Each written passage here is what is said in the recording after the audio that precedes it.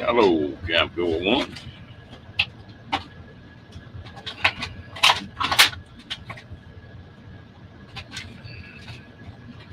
How you doing tonight?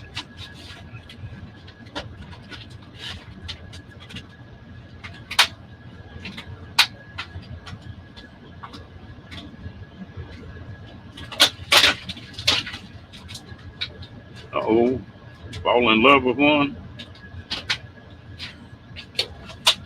What kind was it?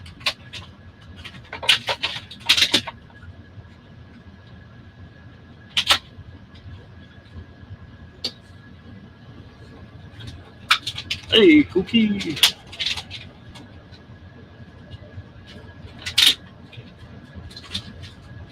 What was the name of it? Was it a teardrop? A full teardrop or a square drop? Hello, Diane. How you doing, darling? Hello, Harley. I haven't seen you in a while.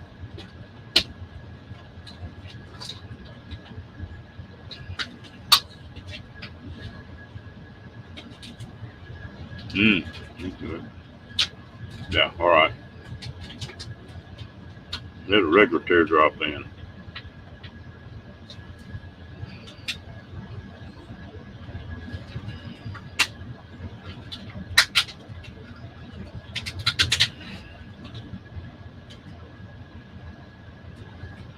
Yeah, they built some cute ones.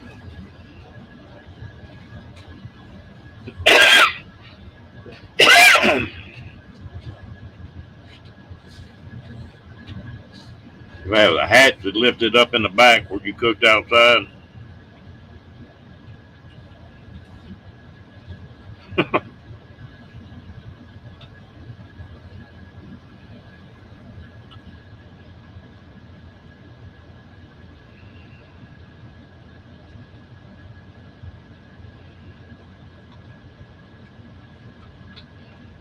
On the first trip I made to Alaska, I ran in one of those things up in Montana.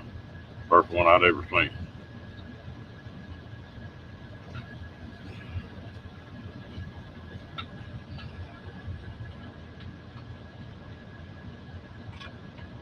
Hey, you know, that's everything it takes to keep you comfortable.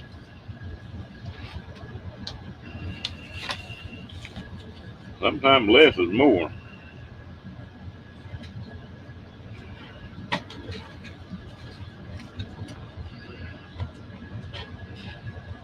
Hello, Miss Lillian. How you doing, darling? Hello, Janice.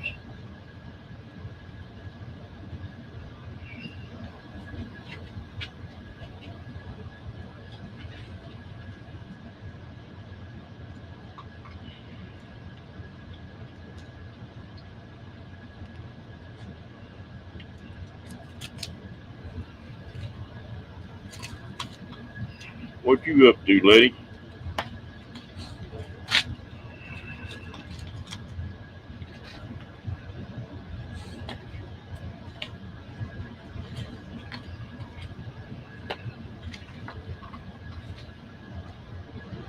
Oh, I'm doing fine. Getting better every day.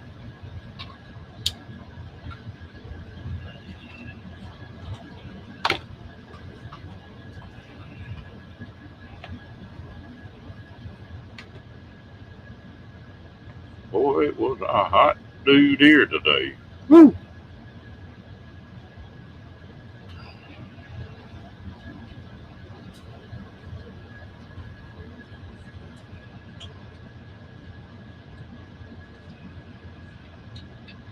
Yeah, it was just flat hot here today. I don't know what the temperature was or what the humidity was, but it felt like it was 120.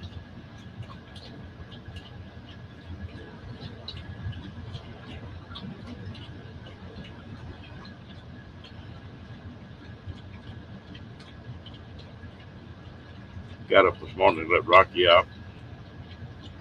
He stays out an hour or so. Went out there and tried to find him. He was gone. He done found him a place that he could take that fence down and get out. I hollered. About 5 minutes he showed up. I went to chewing on him and told him to go get in this kennel, and he went and got in that kennel, stayed in that kennel half a day. But I fixed the fence anyway.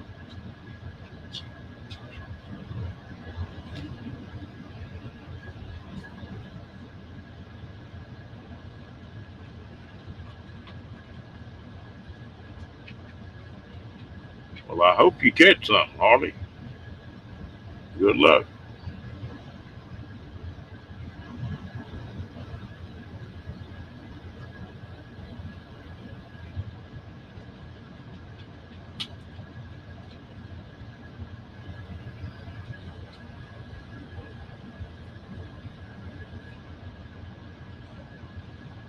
Mm.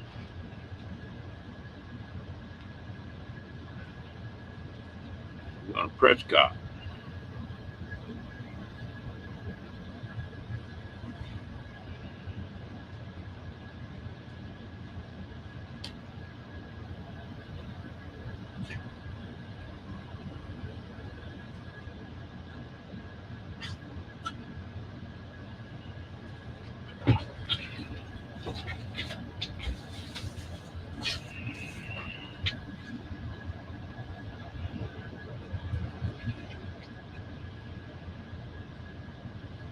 Yeah, and weather like this, it's gonna happen too.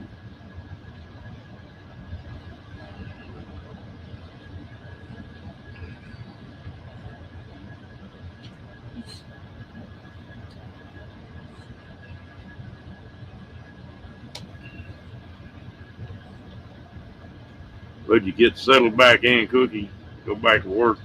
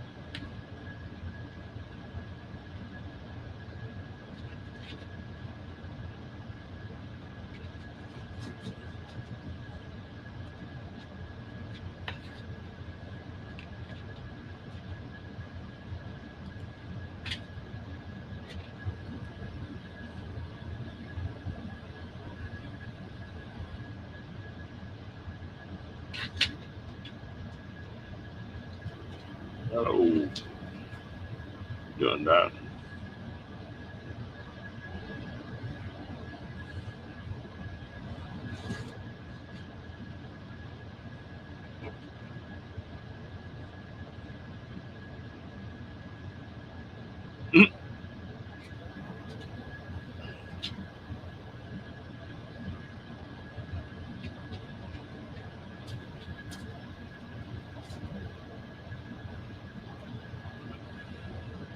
Dang, how many are y'all in the house?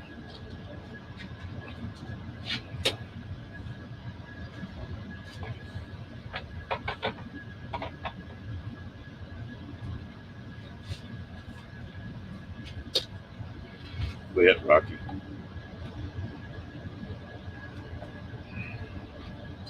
No.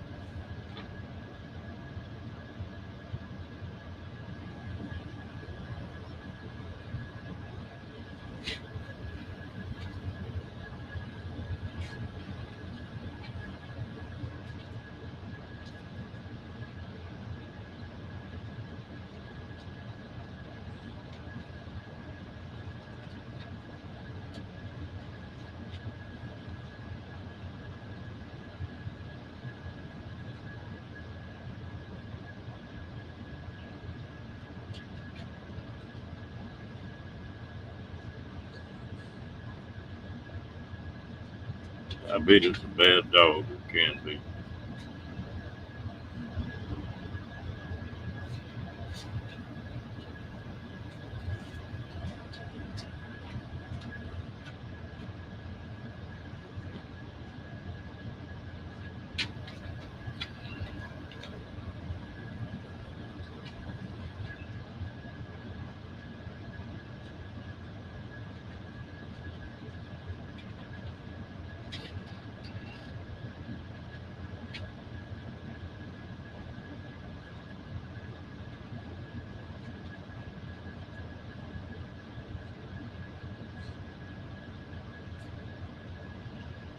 Yeah, I miss Cat. I'll be glad when she gets back. No,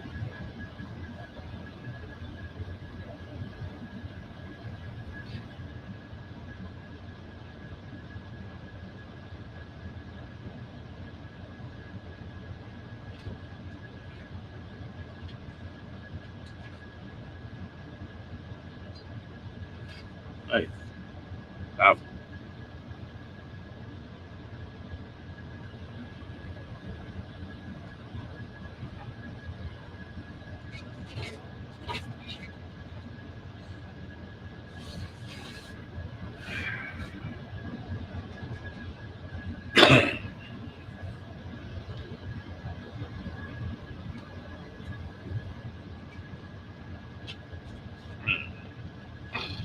that's tough, Cookie.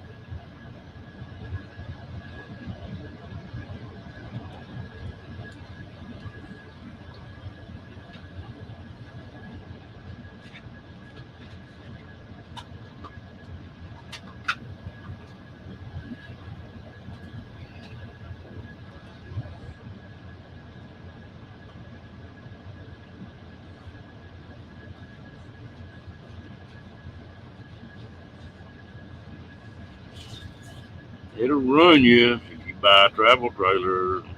You won't never get over it.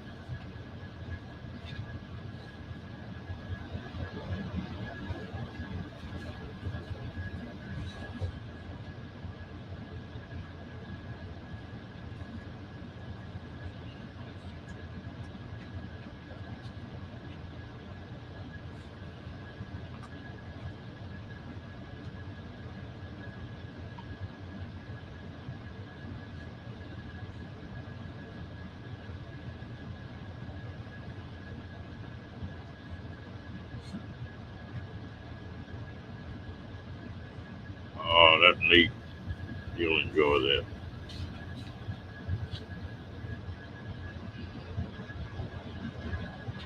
What kind of trailer? Is it a travel trailer or a pop up? Or what kind of rig is it?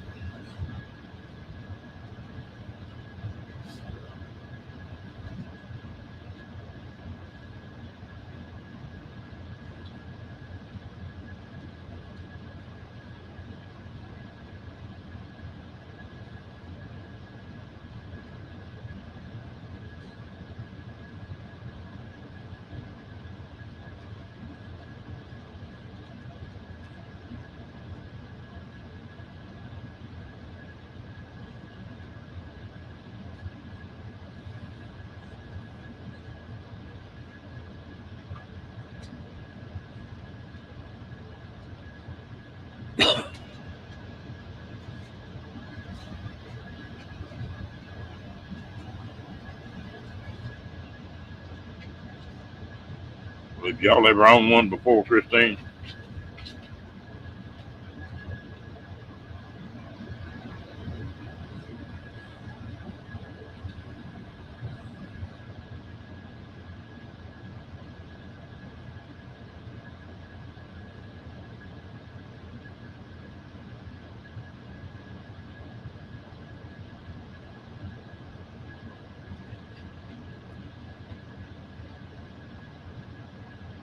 Oh, that's okay.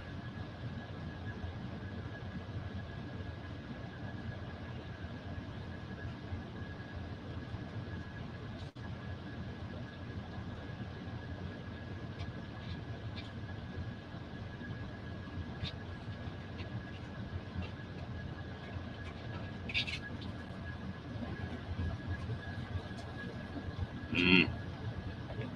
Yeah, you so used to it then, I guess.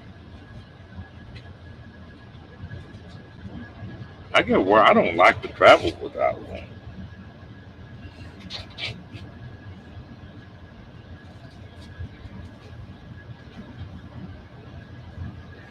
Mm.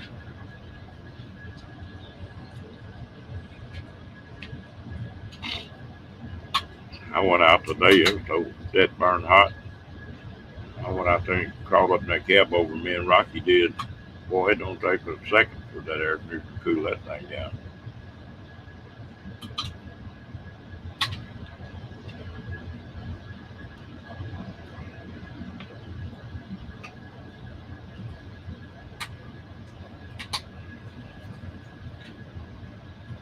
Hello.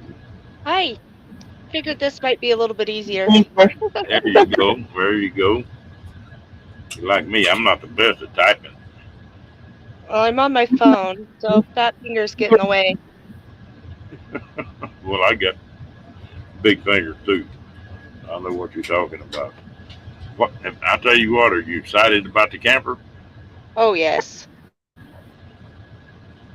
We've been talking about getting one for a while, and this one kind of my best friend and her husband own it, and they're upgrading.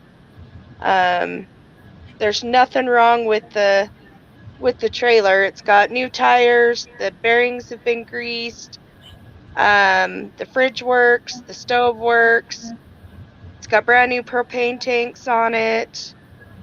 The only thing we would have to fix is the awning and buy a generator. But I'm going to tell you what. They can leave the awning off, and you probably just as well off. That, on my trailers, I bet you I had put an awning out 3 times in 5 years. Yeah, I wasn't too worried, concerned about the awning. Well, every time you put it out, you can't leave with it out because if the wind comes up, it'll tear Yep. it up. And so, if I was ordering a new trailer, I'd order it without one. So Yeah. that's a good deal. How many kids you got? Two. Two. So, well, that bunk bed's just right then, aren't you? Yeah, and what I was told is it has three bunk beds.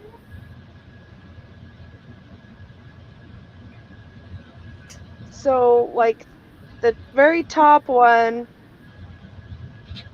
a lighter weight child has to sleep on it, and then it has two others. And then it's got a big size, I guess, a bed. I haven't seen it, the inside of it. I've seen the outside of it before, and it doesn't look bad on the outside at all. But I haven't seen the inside, and if all works out, we'll have it hopefully in a couple of weeks. Oh, that's neat. You get in the And the right time nice, here. yeah, and the nice part about it is they're gonna let us make payments on it, but let us take it and get it registered while we're still making payments on it. Well, And that's they're neat. only asking 2,000 for it. Wow. Hello, Ann. How you doing, darling? Mr. River, Timmy Ray. Well, they popping in the door. Happy birthday, Aaron. Well, you'll enjoy that. That's reasonable for any kind of camper. Oh yeah. There's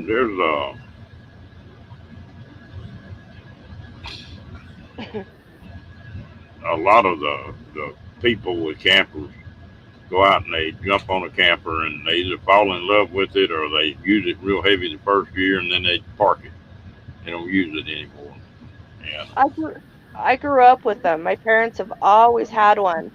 They've had little campers to pull up behind the truck. Then they upgraded to a motorhome, and now they have a big coach.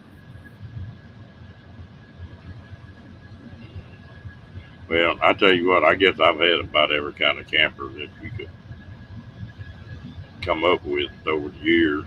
And I used to do a ton of hunting, and so the campers went with me, to Yep. Colorado and Wyoming and Texas, and it's funny. I'm winding up going back to to my roots on that. I bought the cab over camper, just goes in the back of my pickup, and then I've got a 28-foot camper that I live in. Whoop, where'd you go, girl? But hello, loves. How you doing, darling?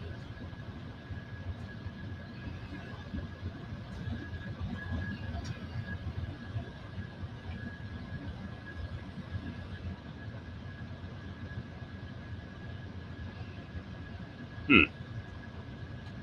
Well, I don't see her trying to pop back up. She must got moved offline.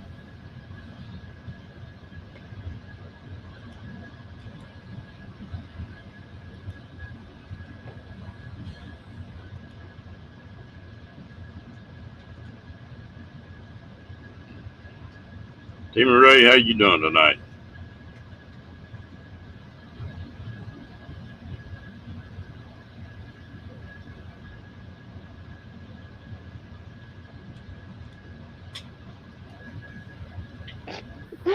Dropped my phone. I didn't do it. I promise. I dropped my phone. Oh, okay. So yeah. No, but I've got back to that cab over camper and a big. I live full time in a travel trailer, and but I won't get back where I use a cab over to do my running and like on this meetup, it'd be perfect for that. And I don't have to pull a big trailer that way. And so, and it's just me and that dog, so I don't have to have all that much room. So we have a tent and we use it when we can. But I feel like I'm getting too old to get up and down off the ground. I still do some tent camping, but that's one thing I gotta have is I put a cot in one. Man, they getting up and down off an air mattress on the ground is no good. Yep. But yeah, I grew up hunting and fishing, and we have well, they had a boat. They're selling it.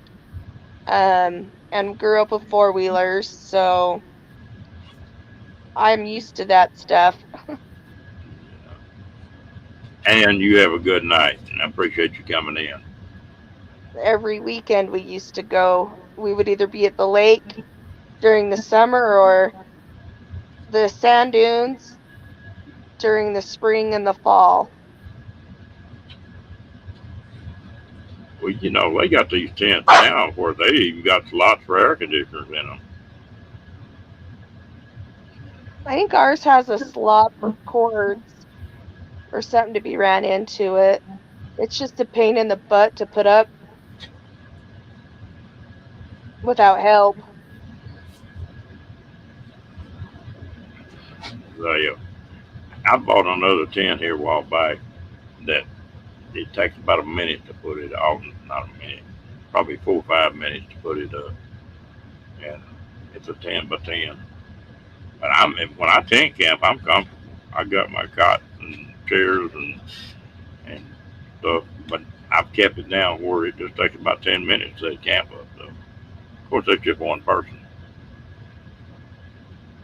Mine's a little bit bigger because it's got to fit 3 to 4 people in it. Yeah, It comes down a lot faster than it goes up. especially if the wind. Uh, if that wind gets up, that's the only bad part about a tent. If it you can get too little right quick, if you got a lot of people and the weather gets bad. Yep. I got a friend of mine that lives full time in a teepee, and that is the neatest dead burn thing, neatest tent I ever saw in my life. Them Indians had it together. The friend that I just went to their wedding, and her dad actually has a teepee, and he grew growing up, he would put it up in his front yard, and we'd go spend the night up and out in the teepee. They're pretty neat. He's into the whole rendezvous things. If they set it up right with that inside skirting on it and everything, it's neat. You build a fire right inside of it and don't smoke you out.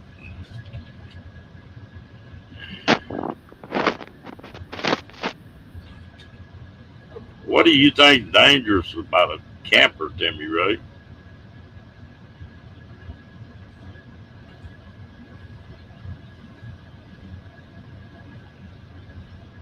I think if Unless you're it there, be if dangerous they're, if you got somebody else's wife in it or something. But other than that, I don't know what's wrong. right? I think if they're well maintained and you constantly are up to date on everything, they're just fine. Oh, yeah. You just got to make sure you do your maintenance on them. They're not that bad, Timmy Ray. I work for a company delivering them things, and I got 325,000 miles with the trailer behind me, and I ain't never even come close to flipping. Yeah, You just got to know what you're doing and pay attention. yeah. Don't act a fool with it. Don't need to be going 80, 90 miles an hour down the freeway with a tow and a trailer. And people just, I don't know. Most of the time, any wrecks happen from either a trailer being hooked up wrong. They got too much weight on the tongue or not enough weight on the tongue, Yep, or they just flat ain't paying attention to what they're doing. They run off the edge of the road or where they have to jerk it, yep. and that's when they flip them.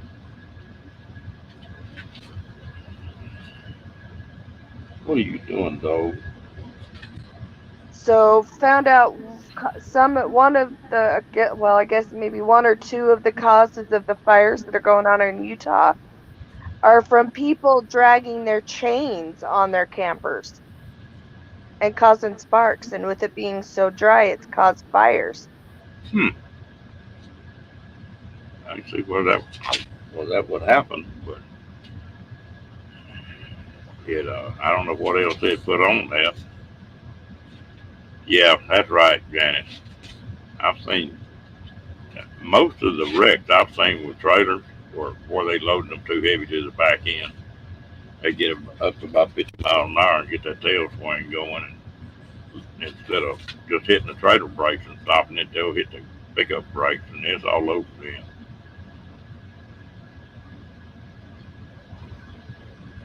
Yeah, I rode some bad weather out with them trailers behind me.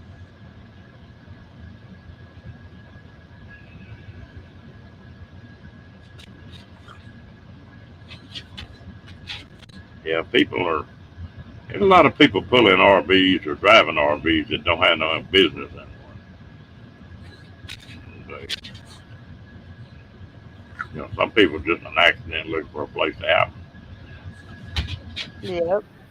You got that with cars and pickups too, though.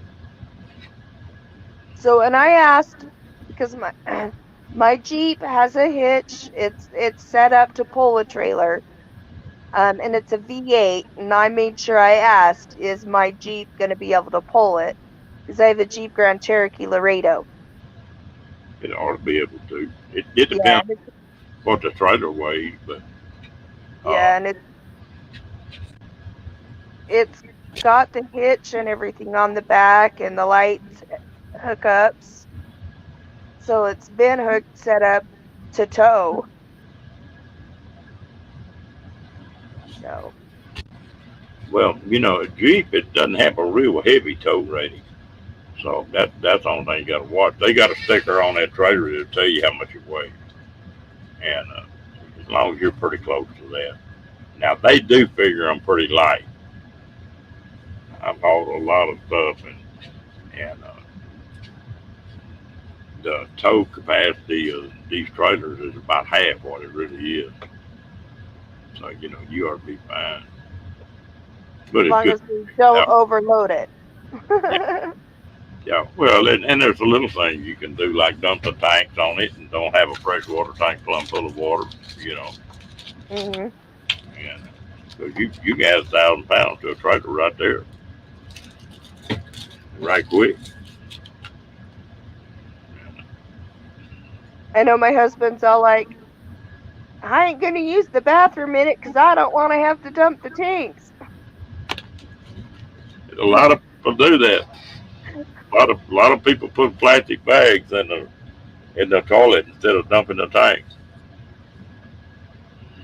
And he's like, I don't want to have to mess with all that. I would rather not use it.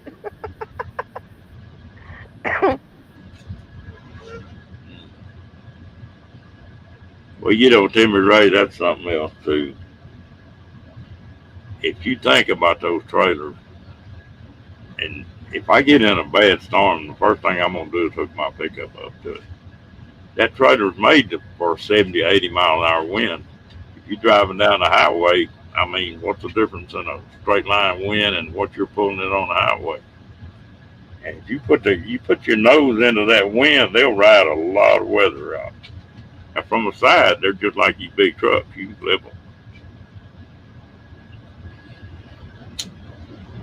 I live in a mobile home and I can still feel it shake by the wind when we have microbursts. Yep. I've drove some. Seemed like every time I used to go through South and North Dakota, there'd be a tornado or a bad storm in there. Boy, I rode some high winds. I've been running behind semis before and watch them pick up. The wheels on one side of the trailer pick up and go back down, pick up, go back down. Well, we've had semis tip over on I-80 out here in Utah because of high winds. Yeah. They've had to close it down several times when the winds have picked up, and that's actually where one of our worst fires have been this week was between Salt Lake and Wendover, Nevada, out by the Salt Flat areas. Boy, that's right. They had to close I-80 down both directions. Ooh, you know, I-80 is a bad road. You get in Wyoming. I've been on it when they closed it down several times on kind of wind and snow.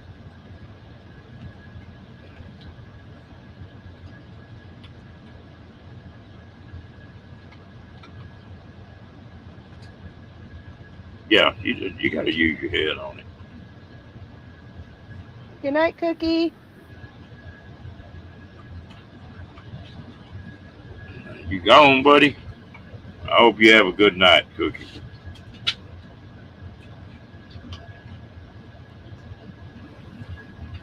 We won't be able to keep up with you. You get that trailer, you be gone all the time. Still got to work every third Saturday.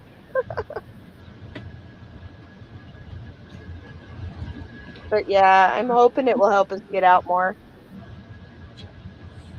How old are your kids? How old are my kids?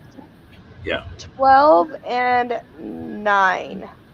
Oh, they just right then for camping.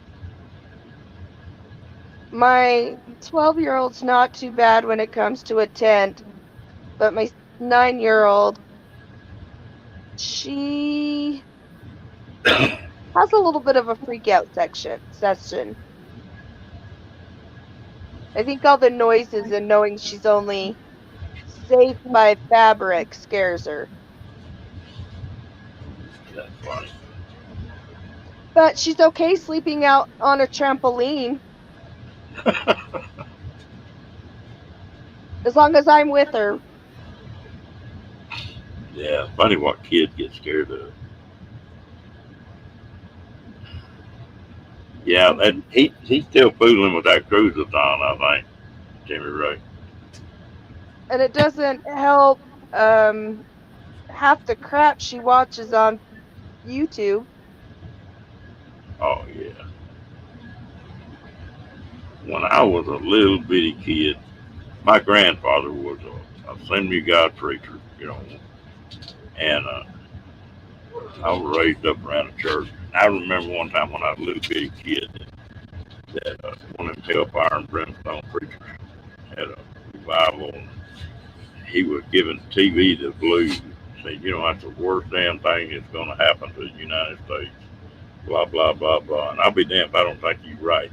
And that goes all the way up to YouTube, TV, and you know, these kids know more now, 10 years old, than we did when we were 20. Yeah. Ellsworth, my son went on his first camping trip when he was about 6 months old. The worst thing is we had 2 tents set up that trip.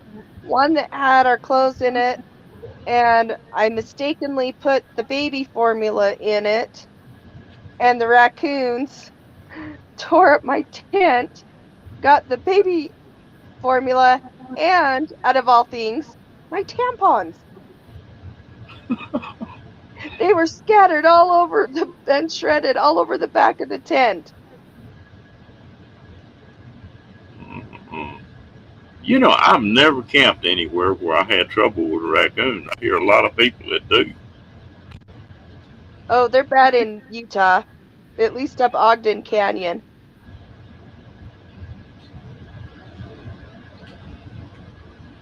And I know I got friends of mine camp down in Florida all the time. And boy, you got to lock everything up. And them raccoons that get in a cooler, just they gonna get fast as you can. Yeah, we had the cooler locked up in the vehicle, but I had water and one of the cans of formula that I thought it was secured. It was the plastic container with the lid that locked, but they still got it. Brand new container of formula. And the Fenneman products.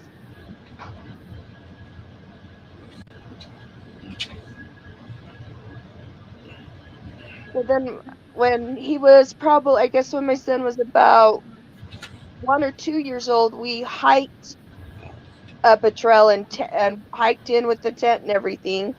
And we took him camping that way too. And he did good on the hike. He didn't want to go up in the stroller. He wanted to walk it. Well, it's good kids get outside, where they're not scared of everything.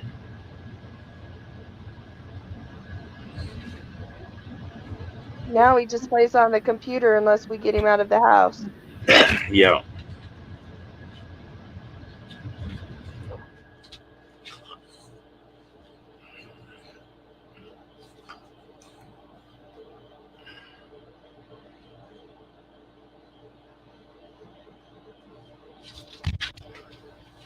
Oh yeah, some of these cities or something else. I tell you, one that gripes me is these uh, homeowners association. Boy, I would hate to live where I had one of those. I would have a hard time with that. We can pop up a tent in our yard if we want, as long as we take it down the next day.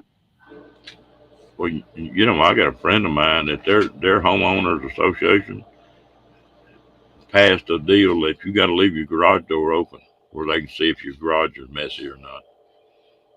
Yeah, no. And just you got different people, different places.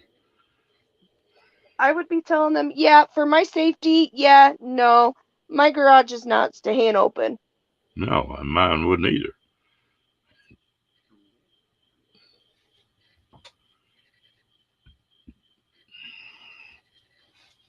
That's an asinine rule. Yeah, that just somebody got a little bit too much power.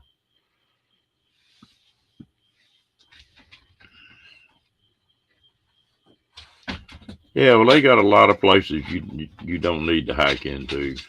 Nope.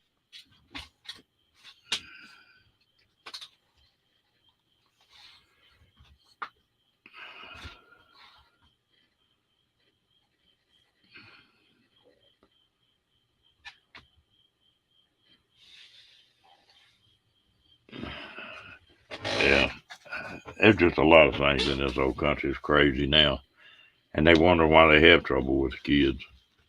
Yep. No, I don't. I couldn't handle one. I'd be in trouble all the time. It's hard. It's extremely hard nowadays trying to raise two kids and with what everything that's going on and worrying about what's going to happen.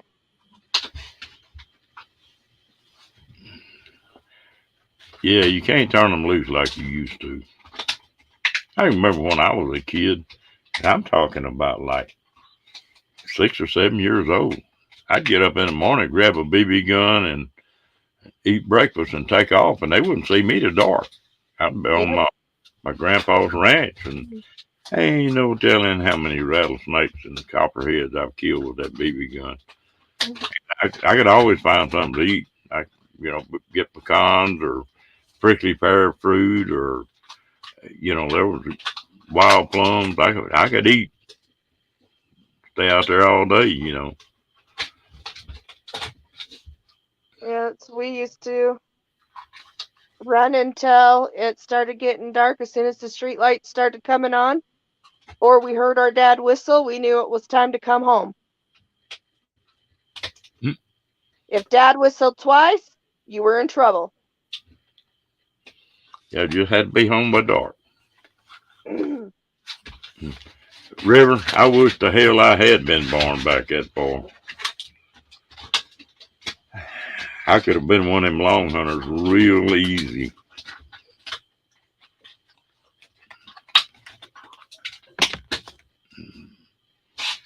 That would be a hell of a feeling that just where you go hunting over one hill and you want to see what's over the next one. And them long hunters, like Daniel Boone was what they call a long hunter. They went out and hunted for meat for the town, wild meat. And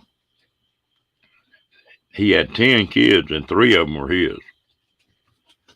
And what happened, he would go hunting, and he might stay gone 2 or 3 years, just see what over the next hill, just exploring. Well, they'd think he was dead, so his wife would get married again and have another kid or two, and then he'd show back up. Crazy. Yeah. Take a bicycle, man. We used to wear them bicycles out. You ride them everywhere.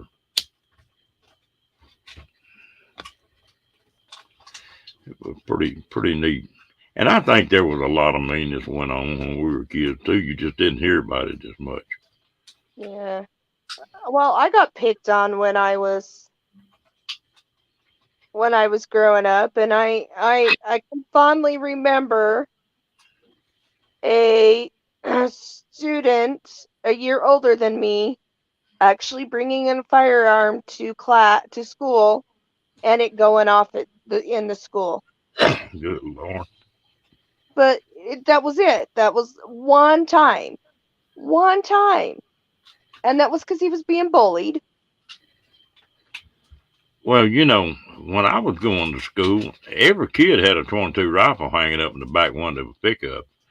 I mean, there were guns everywhere. Yep, in high school we had the same thing. We had our little cliques, and the cowboys, the farmers, whatever you want to call them, they all had guns hanging in the back of their pickup trucks out in the parking lot. Yeah, never had no trouble. I think the worst thing that they ever did was try to drive their truck up the stairs and then broke the axle on his truck. Mm-mm-mm. Different world.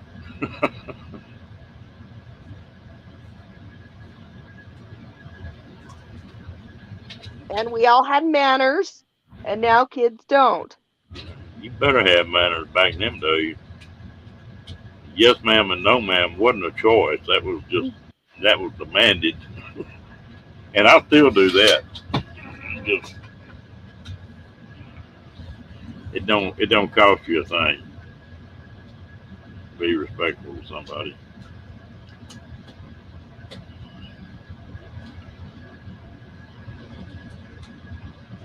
Huh, pretty neat.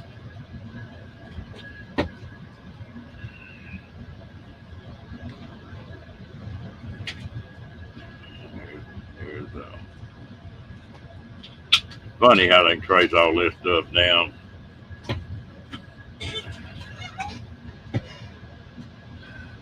Yeah, you can do it, and it's legal, Linda. Hang one in the back window. You can carry it down the street. You don't have to hang it.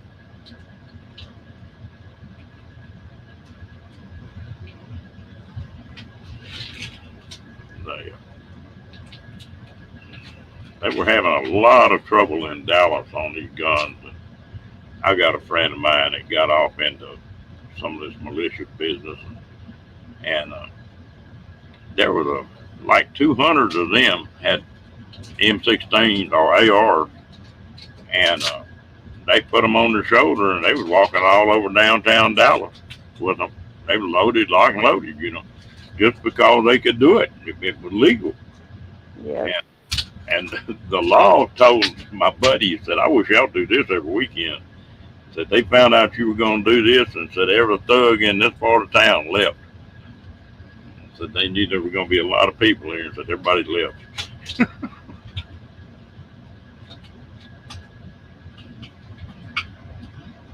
I miss the small little towns because now they're not so small anymore. No. Yeah, I could live out in the middle of nowhere. Wouldn't bother me a bit. That's what I want to do. Yeah. My dad owned a small ranch, and I had bought part of it. And after he got sick and got cancer, well, Mom was out there on the ranch by herself a lot. And so he came to me and asked me, said, "What do you think about selling it? And I'll build something in town where she's got people around." And I said, "Oh, okay." When that sold it, that's the worst mistake I ever made. So, yeah, I should have just moved something out there where I'd have been close to her and kept that ranch. Yep. Is it a subdivision now? No, it's really still out in the country. That's good. Because most of the ranching and farming areas out here are now being turned into subdivisions. Well, Texas still got a lot of country. And just for the amount of people, Texas is huge. And so you still got a lot of country that country folks.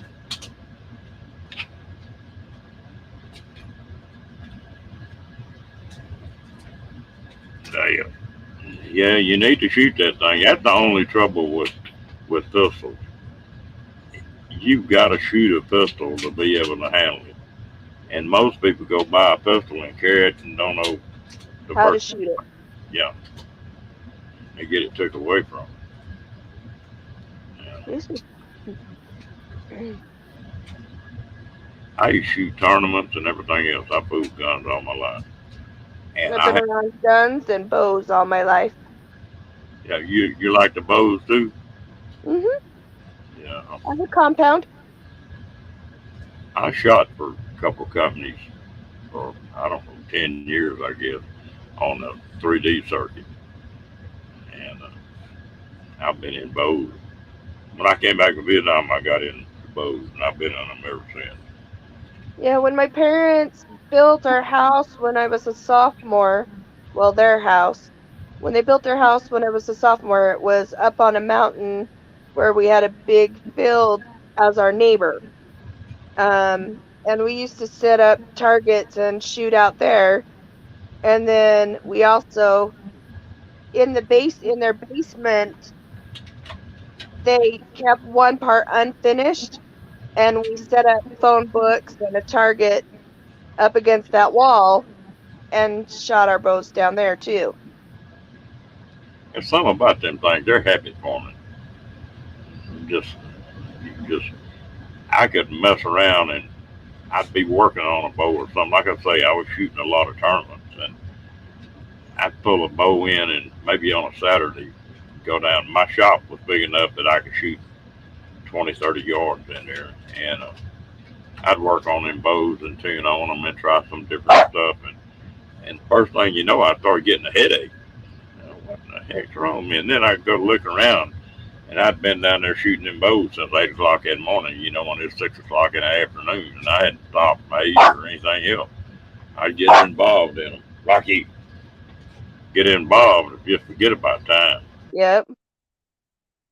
Yeah, I need new arrows. My feathers have all warped. Yeah, nearly every high school had a rifle or gun classes that you could take. Hunter safety? Yeah. So what we had out here was hunter safety. I took that. I was in archery tournaments. Well, what I'm talking about, they had gun tournaments, FHA and some other Yep. organizations. They had rifle and pistol matches, and I can remember that I was the head of a rifle and pistol club for a while, and they quit doing it when I got to be head of it. But before I got in there, the government was giving rifles and pistols out to through the NRA, and you could buy them for nearly nothing. I bought a 30 carbine, and it was NRA excellent, which meant it never had been fired. I think I paid $25 for it. And I bought a 45 ACP automatic pistol and semi-automatic, and I think I paid $19 for it. They were Army surplus, but they never had been fired. It's a lot different now. They want to crush all of them.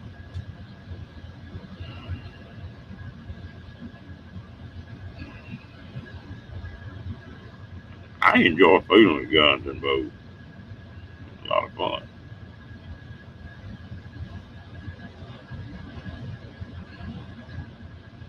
Well, Timmy Ray, I'm in Utah, and where I grew up, it used to be that way, where everybody knew everybody, but it's just grown so much that it's not like that anymore. You ever do any hunting with your bow? Yes, You ever do any good? I, needless to say, I just barely missed my doe. The only thing we seen was a doe, and I had her in my sights, and her head was down eating, and just as I released, she lifted her head up and missed her. Everybody thought I had her. Mm, I was so mad. that's fun. That's, But that's, I've got a deer with a rifle. that's, that's a heck of a high when you're bow hunting and you get close to one. I'm Yeah, kidding. I was so mad. They were all like, "We thought you had her." Nobody had their bow out ready just in case, because they all thought I had her. And split second, she lifted her head up. My arrow went. She They took can jump, off. they can jump that string. People don't believe how fast they are. I was so disappointed. Yeah.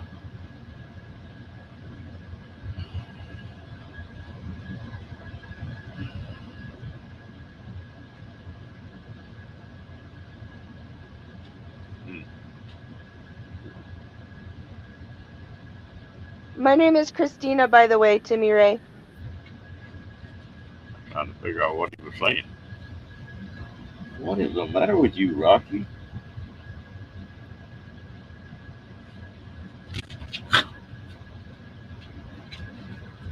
All of a sudden, he's needy tonight. Okay.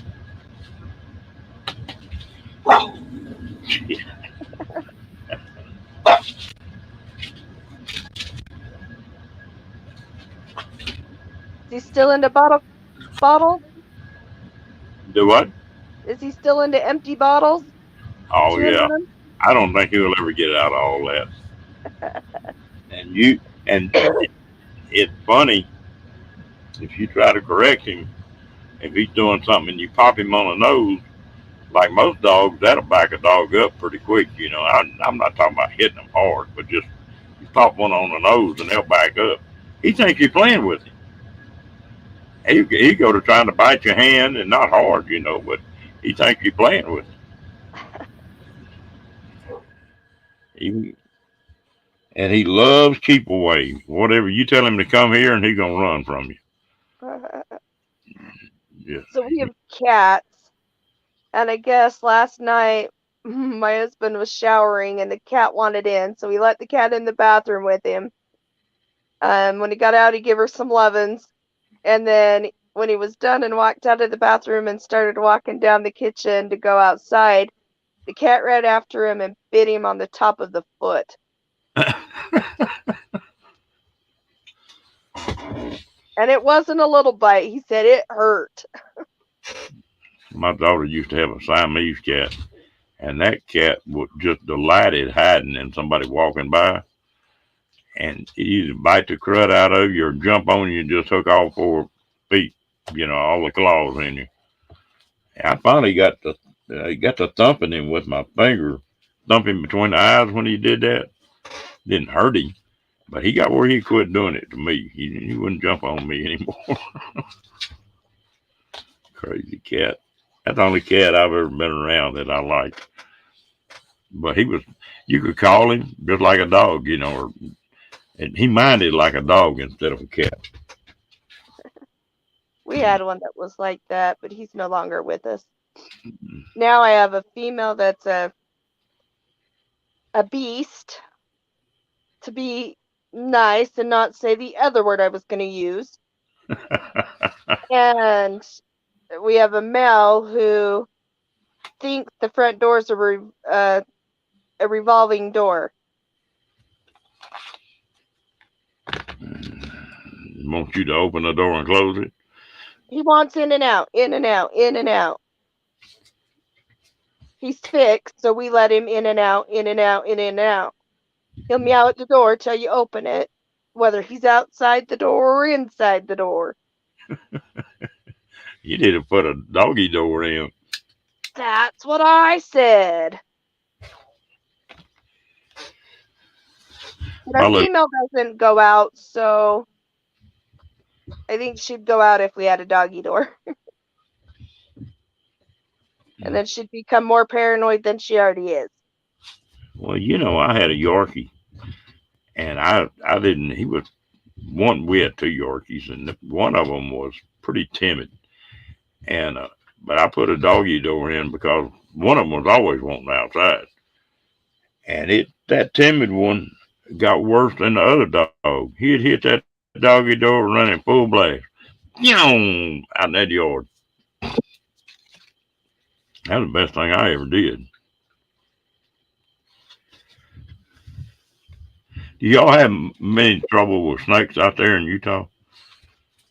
We have rattlesnakes. We have garden snakes.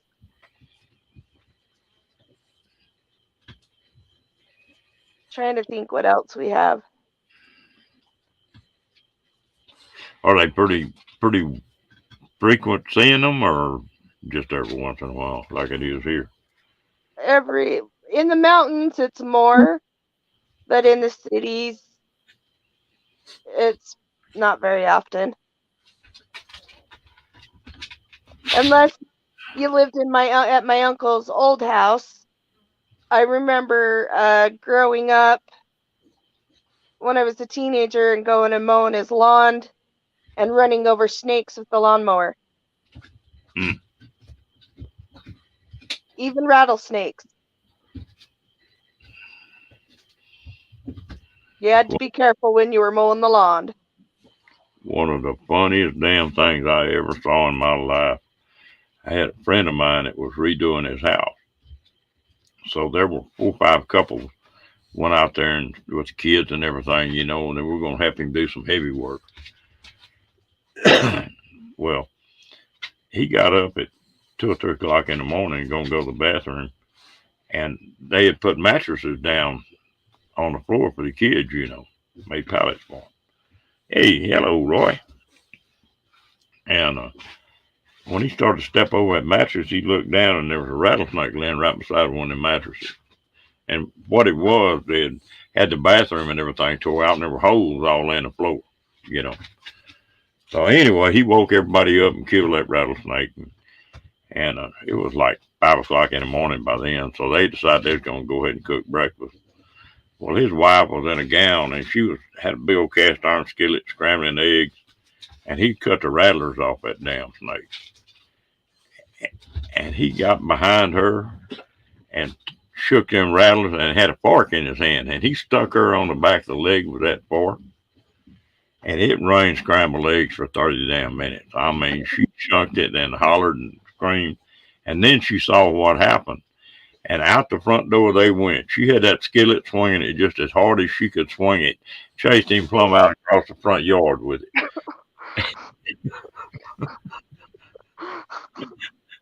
I I can love just picture that. it. She had a gown. She had a gown flying, boy. She was gonna kill him. I probably would have done the same thing. I remember I've actually helped skin a rattlesnake before it was illegal to kill them in the state of Utah. You can't kill him. Nope. Damn.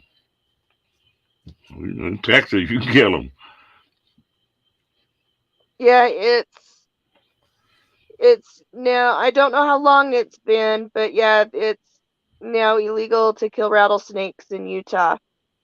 And but I remember when it was legal, I helped actually skin one once.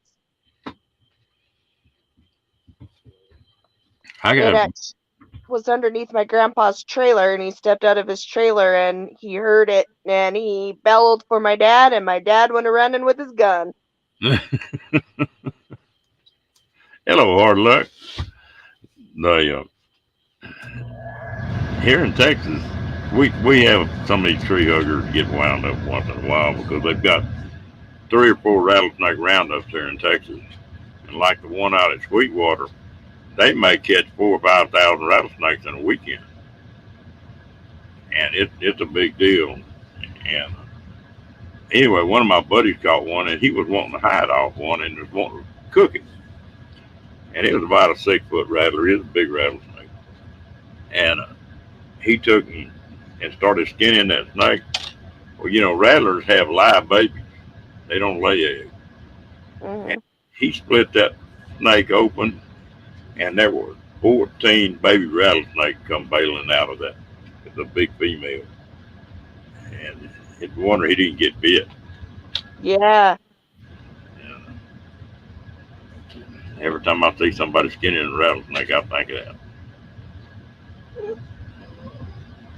You ain't lying. There's some big old snakes. We used to hunt on some of these ranches, 100,000 acres down South Texas. Well, some of them rattlesnakes haven't never seen a person. I mean, they're back in that brush. You catch the right time of year, you just be driving down the road, and there'd be a 6.5 foot rattler laying out in the road. Yep. One of our canyons down in, I guess, central Utah, it's actually called Diamond Fort Canyon for a reason. Mm. Well, that's one Janice in here from down in Oz, but something just cracks me up. If you watch anything about Australia or Africa, where they've got the worst snakes in the world, and them dudes will be running around out there in a pair of shorts and low top boots. If I'm someplace where you got stuff that bad, and like in Texas with all the thorns and stuff, you ain't gonna catch me running around in a pair of shorts. I'm gonna have a pair of jeans on and some high top boots on. Yeah. Yes, River, I remember those match boxes with the rubber bands inside them.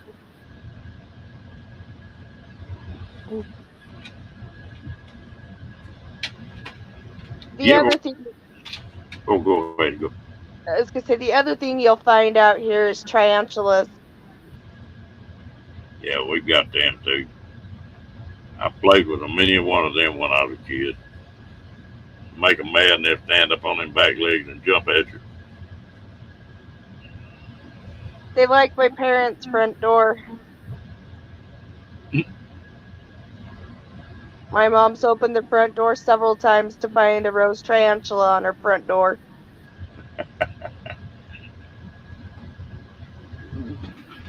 I guess so, but that just never did make any sense, man. Them guys on them hunts and stuff be running around out there with them short britches on. No.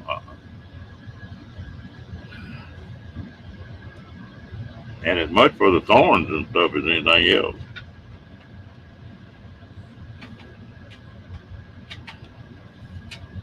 Here in Texas, it's a big deal. You got to get a license to do it. But certain times of year when them rattlesnakes are moving from their dens or the first cold spell is coming in, these guys are getting a pickup and start riding and just catching them off the road because they bring like $8 to $10 a pound. You know, if you catch them live, they catch a bunch of them like that. Yeah, I haven't seen anything from Cat in a couple of days now, but I think she was going somewhere else, and I just don't remember when.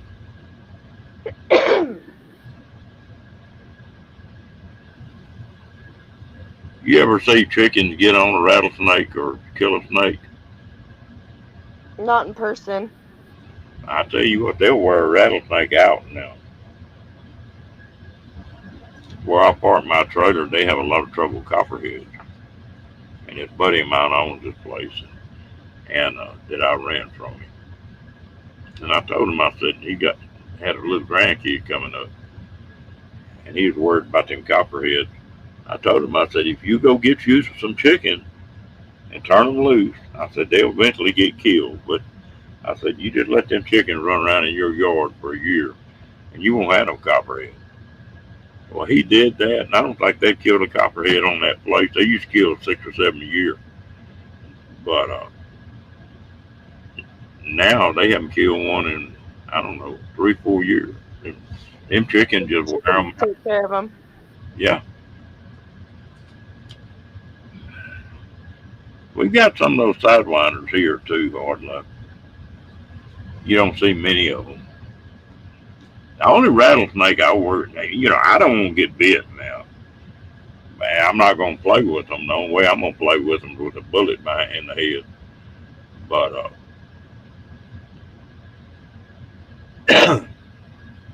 I used to play with gopher snakes. oh, yeah, just mess with snakes that just, if they're poison and they're around a house or someplace that I'm at, or going to be, people are going to be at, I'll kill them. If it's out in the country, I'll leave them alone most of the time. Yeah, they would be out in the farmers' fields, out in the pastures. We'd go play with them. Yeah. Well, there's some snakes that do lay eggs, and then there's some live born ones. I think copperhead's live born too. You see little bitty copperheads. Yeah.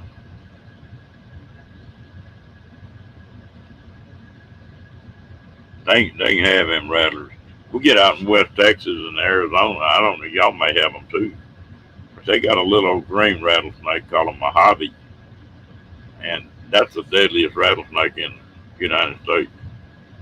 Uh, he supposedly got both kind of venom. He got venom like a cobra and venom like a rattlesnake. Hmm. And more people die from that snake than any other. Not many people die from snake bite. I think a couple of years ago, last time I looked, it was like 8 or 9 a year. Yeah, we have diamondback rattlers out here. I ain't that crazy about them. Coral snake, I've stepped on them things barefooted when I was a kid, but they don't. They're not mean. Yep, that's right, River. That little Mojave Green is a bad dog. We got them in that Big Bend country. West Texas, we got a few of them there. I think they're supposed to be the thickest in Arizona, I think. New Mexico's got them. And I don't mind snakes. they're pretty aggressive. They're one of the few rattlesnakes that are aggressive. It, I've got one of my videos on there that tells about me in a kayak and a cottonmouth getting in a kayak with me. I babysat a python before for a couple of months. I've got friends of mine that got all kind of damn snakes. They, and this is not my ball game. And some of them that are pretty, I'll have to give you that. Rattlesnakes everywhere swim, Lillian.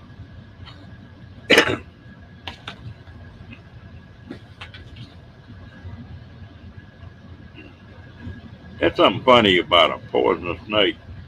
When they swim, they blow up like a balloon. They swim right on top of the water. Yep. And a non-poisonous, like a water snake, they don't do that. Their heads just be out of the water. You know. Yep.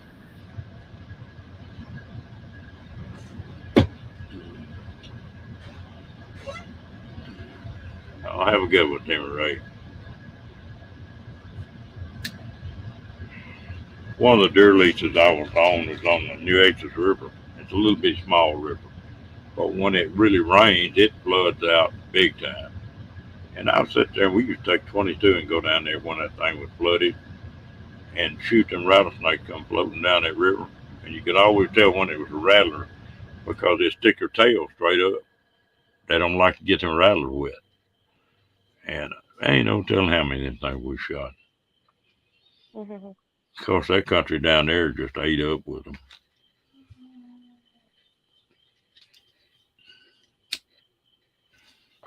We had a deer lease down there that was an old ranch house, and his old wood house had a rock fireplace.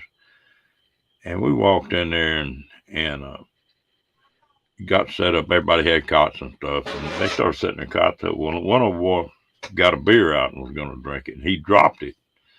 And when he did, it sounded like you had a Mexican band under that house.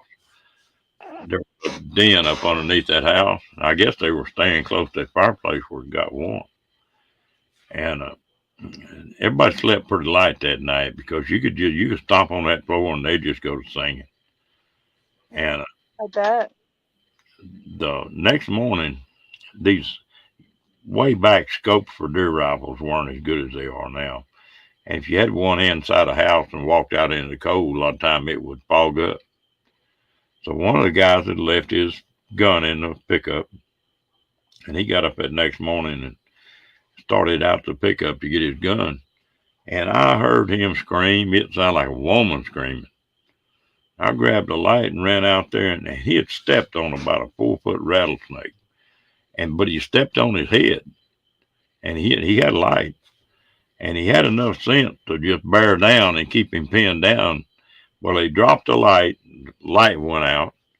Time I got there, and he was. You can hold a rattlesnake real easy as long as you don't let them hook their tail. If they hook Mhm. their tail on something, they're strong.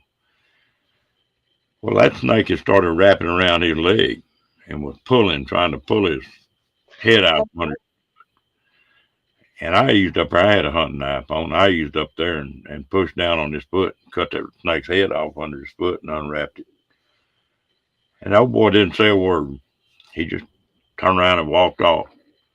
And he walked out to his pickup. I heard that pickup crank up a minute. I went out there and looked. And he'd crawled in his truck and went back. He was from Dallas. And he went home. And he didn't even pick his hunting gear up, nothing. We had to haul it all to him. He never did come back. Uh, Um, bet he may have had an accident and was like, "Yeah, I'm done."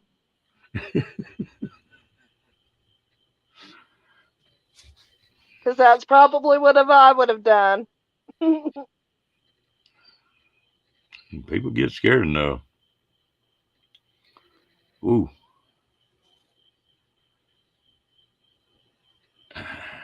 I've got friends of mine that got the boas and all kind of snakes. That's just not my ball game. The scorpions, I don't got stung by too many of them when I was a kid. The tarantulas, I don't mind them. That's what I was thinking, Janice, is he probably had to change those underoos. I bet he did too. I would have. Well, I am going to call it a night. It has been a busy day and I am exhausted. All right, I sure appreciate you coming up, gal. You're very welcome. It's been a pleasure. Anytime, come on up. Have a good Well, night. it's hard on weekdays when I've got to work early in the morning. Well, that's the only bad thing about running this thing is late, is that it's pretty hard on people that are working during the week. But there's nobody else on really this time of the night, You're right. so I guess it works out. But I come anyway, in, I come in for a little bit. I think there's a lot of people that do. Because a lot of the time there'll be a few people in chat, and you'll look over there, there'll be 22, 25, 28 people in the room, and be three or four people talking. I lurk a lot, especially when I know I got to work the next day. I Well, you have a good night, girl. will. You too. Okay. Good night. Bye, guys.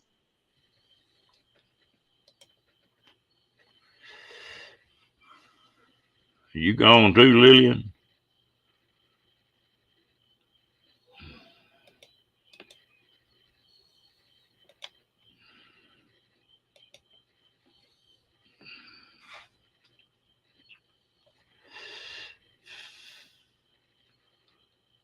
Yeah, you need to do more and turn them drawers inside out, wouldn't you, Roy?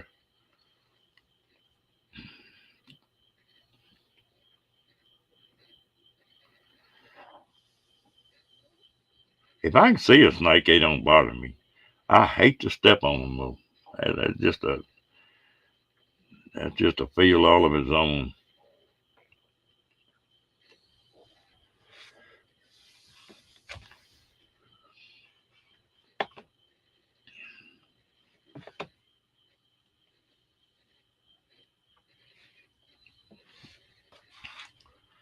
How long did you fool with them snakes, River?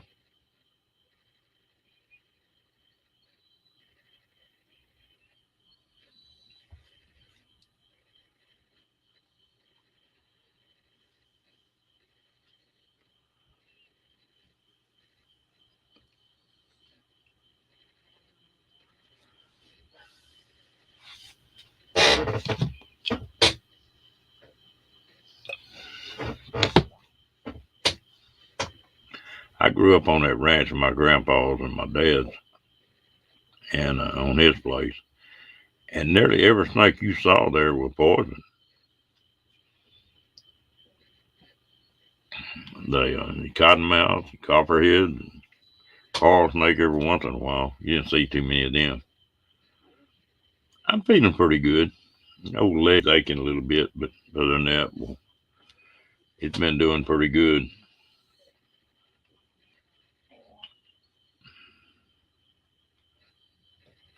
Ooh, wow. That is a big python.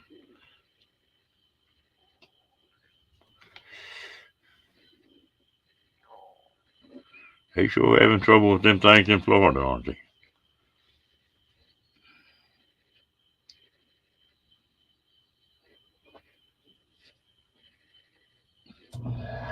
That's most of the time. That's the way it is here. It just, most people that get bit are playing with the damn thing. Most people get bit that way and any other way.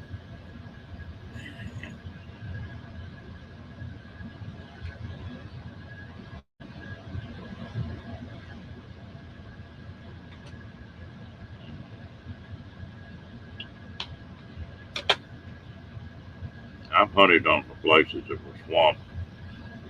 Them damn cottonmouth will be in there so thick. And they're a grumpy snake too.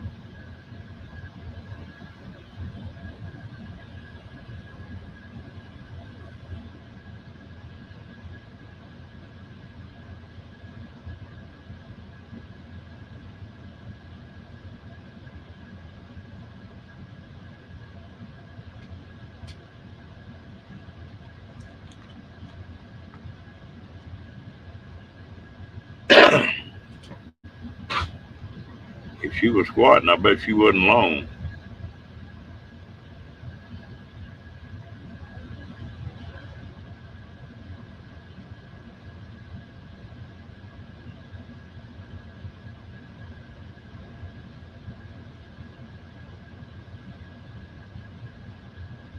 My grandfather was a really big guy, and he was talking about when he was a kid, and he went squirrel hunting one day, and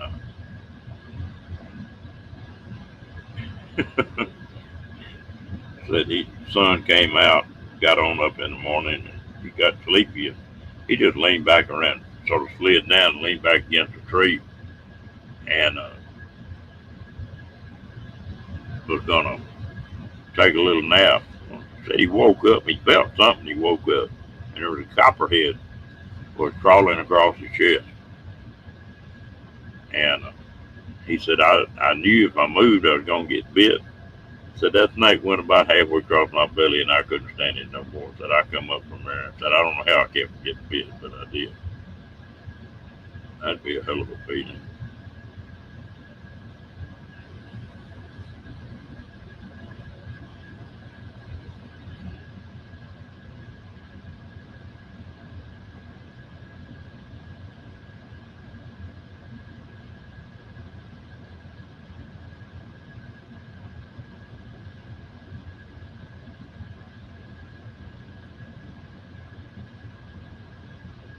And I'm gonna tell you what, they a damn rattlesnake. People worry about dying, but boy, they can do some damage, muscle damage.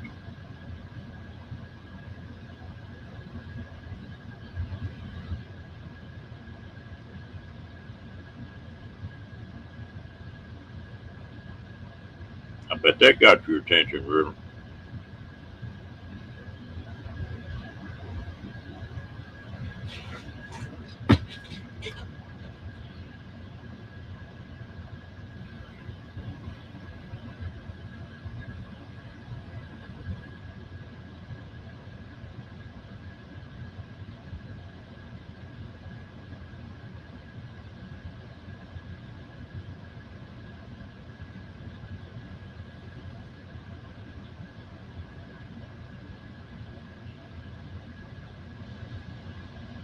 Well, you know, y'all River, y'all's diamondbacks out there are bigger than ours. Ours will get about a really big diamondback 7 foot. And I understand that some of them eastern diamondbacks get where they're 8 or 10 foot long.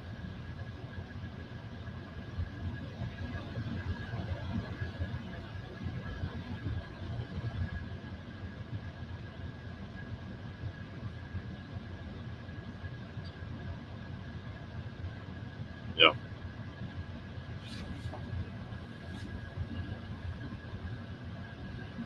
I've ate them. It's all right. Not something like most people say. It's too damn many bones in them.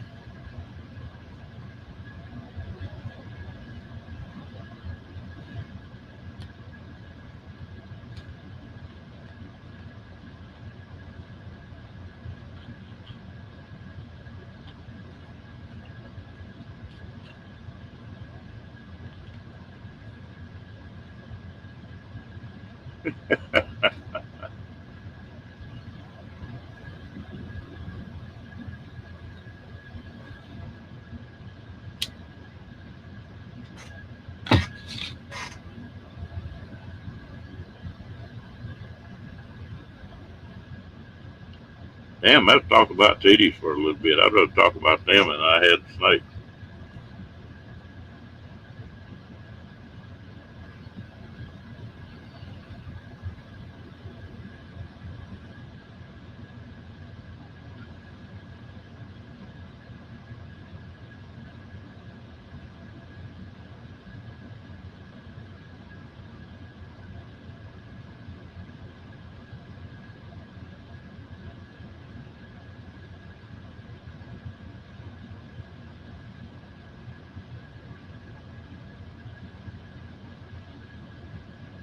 Yeah, Diane, that might be like your old boy that went out with his gal and picked her up had a beer joint, went home with her, and they got in the bedroom,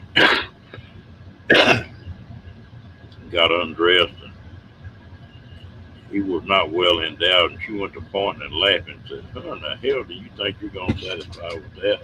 He said, "Me."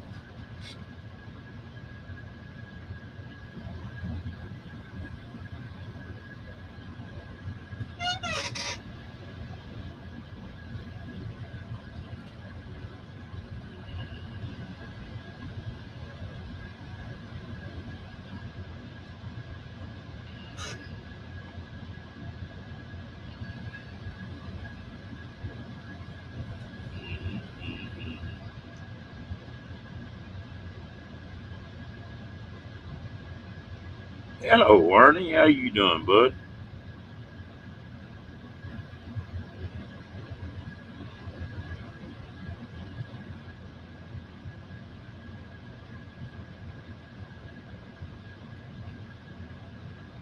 Buzz, buzz, buzz, buzz. You better watch you women in here tonight, Ernie. They tough.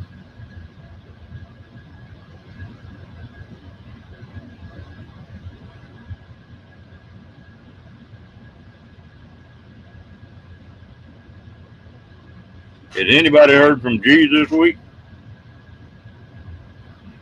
Yeah.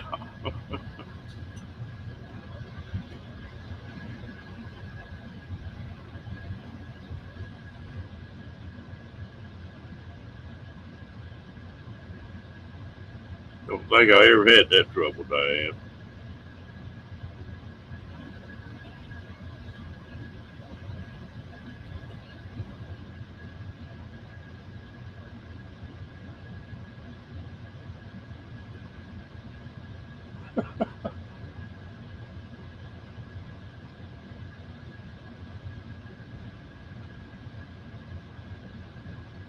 Ooh, okay, bud. You get you some sleep. Have a pretty good day.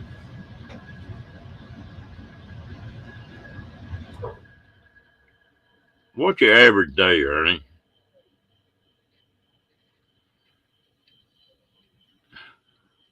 I bet you was. Hey, What you doing, Mr. Roy?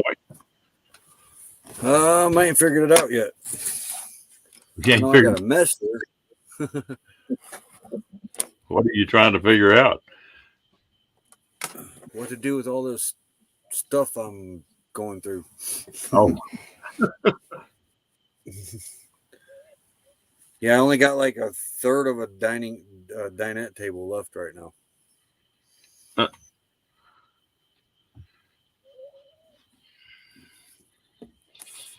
damn. Well, I had a camp stove go bad on us. Well, the regulator went bad, and I can't find one for it, so I think I'm going to make one. Regulated for what? It's a 3-burner camp stove, like a Coleman. Oh, okay. Yeah. Is it a cold one? No, it's I think it's a company that went out of business. Century. What is this thing? Century Outdoors. Yeah. That was one thing about Coleman. You can still get parts for some of that stuff that's 100 years old. Yeah, well, the regulator on our Coleman 2-burner, I think, is going bad on it too. Sometimes I've got to push it in, Yeah. so I think I'm going to replace it. I tell you what, them old Coleman stoves last a long time. I bought a Yeah, couple of backpack stoves the other day. They were so damn cheap, I couldn't afford not to buy one. They look yeah, we had one, sold it when we left. I wish we'd have kept it now. well. One of these little old stoves, boy, I think I paid 12.5 for it at Walmart. It's one of the ones that's on top of the bottle, and Yeah, that's folds what we had. all out. But man, for 12.5, it's just good for a backup. Yeah, And it'll work on either kind of bottle. It'll work on a little bitty short butane bottles, or it'll work on the tall propane bottle. Yeah, that's the one we had. Had little folded out like an X. And we used that when we car camped. Yeah, and the one I used to carry I on my motorcycle bit the dust, so that's the reason I bought one. I tell you what we need to get, and we keep talking about it and we keep forgetting, is one of those 12-volt hot water heaters that you just drop in like a cup of water or pan of water and it heats up, starts boiling. I haven't There's been a seen. couple times we could used one.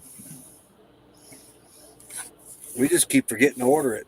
I got to plug that phone in real fast.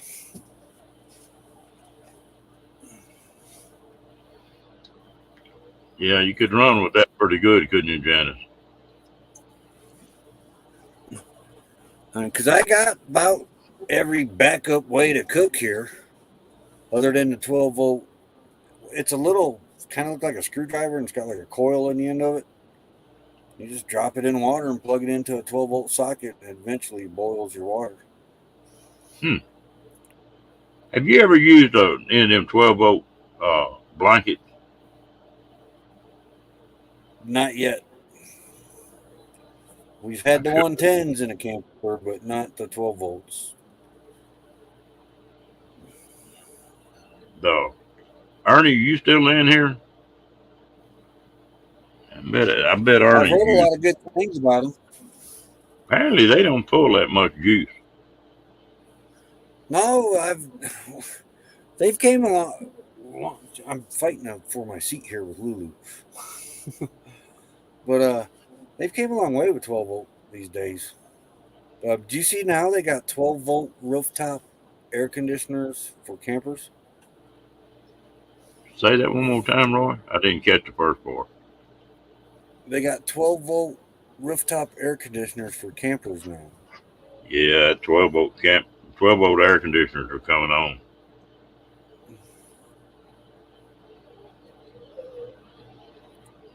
Well, that's A what lot I'm of our stuff. thinking. Well, come on, Luke. A lot of our stuff really is powered by USB anymore, I looked other at than one this laptop. of them little portable air conditioners for them 10 air conditioners, and they supposed to work real well, but the damn things are like $1,900. Yeah. You know, it's pretty high. But they're gonna be just like the uh, batteries, like in power packs. You know, when they first came out, boy, they were through the roof, and they're coming way down now. Yeah, I'm running off my Jackery right now. I think we gave close to $300 for that, and it's a 240. Excuse me, Lou. That's going on. It's on its fourth year with us right now, and I won't hesitate to buy another one. I'll check on it, Timmy Ray. They they've But come I've up. heard a lot of good things about those 12-volt heating blankets or whatever they're called. Yeah, I've heard some good things about them.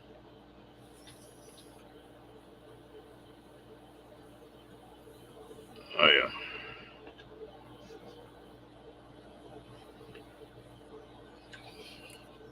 I've been But taking yeah, this. I think we're going to order one before next winter because I mean we got 4 batteries, 200 amp hours, so we got plenty of battery to get through tonight with one.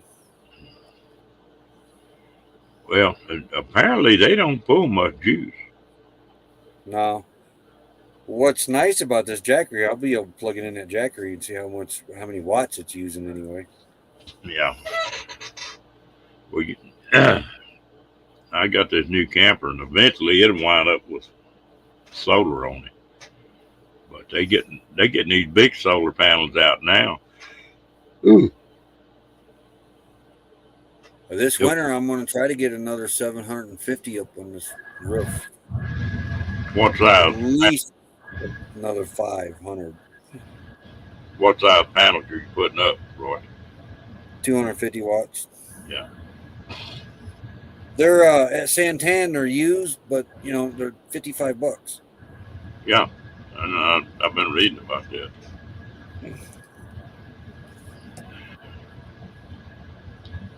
They, of course, I've got a generator,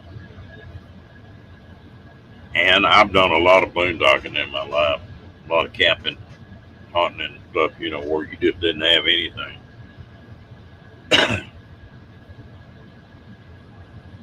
The batteries are coming on. That's what I'm waiting on. Is that I'm gonna see if this new battery comes out.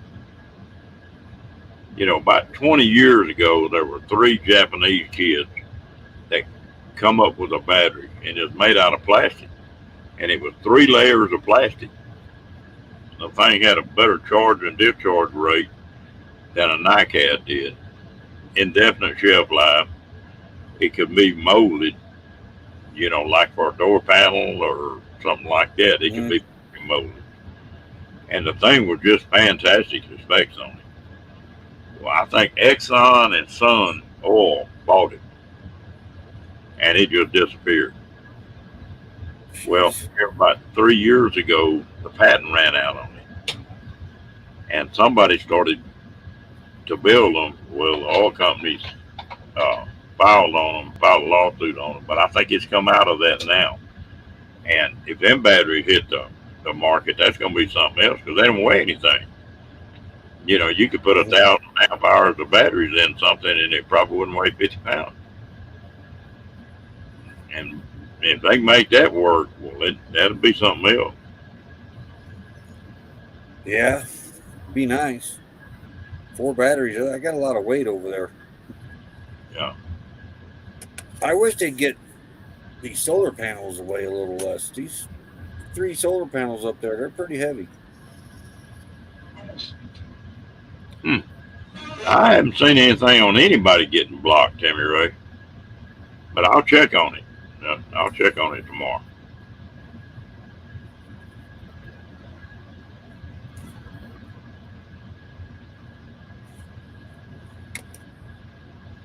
I seen that somewhere, River. That looks. I think it was yours. A mini split in put it where the generator goes. If I remember right. I know I seen that somewhere today. I've been pretty busy today. I got burned about 8 times by one skillet. And that was washing it. That wasn't even cooking.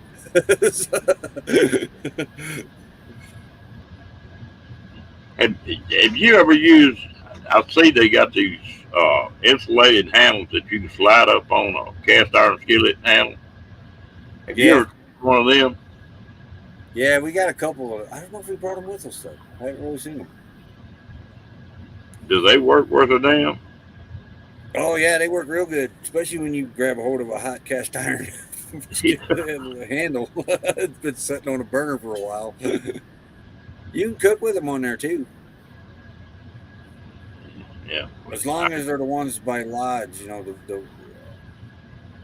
buy a homemade one and use it because it's probably not flammable, or probably be flammable.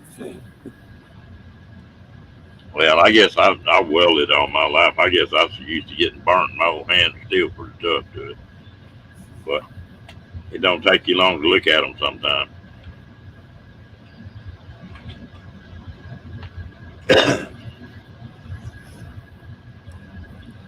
Yeah, I actually burnt one of them in the oven once. I don't know how it ended up in the oven. I can't remember.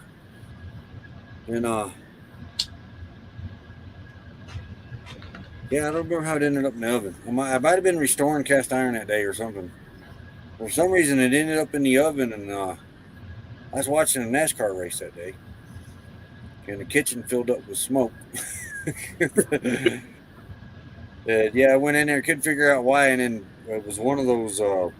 We got it down at the Lodge store. It was a camouflage cast iron handle cover, and it had ended up in that oven somehow and turned black and just started smoking.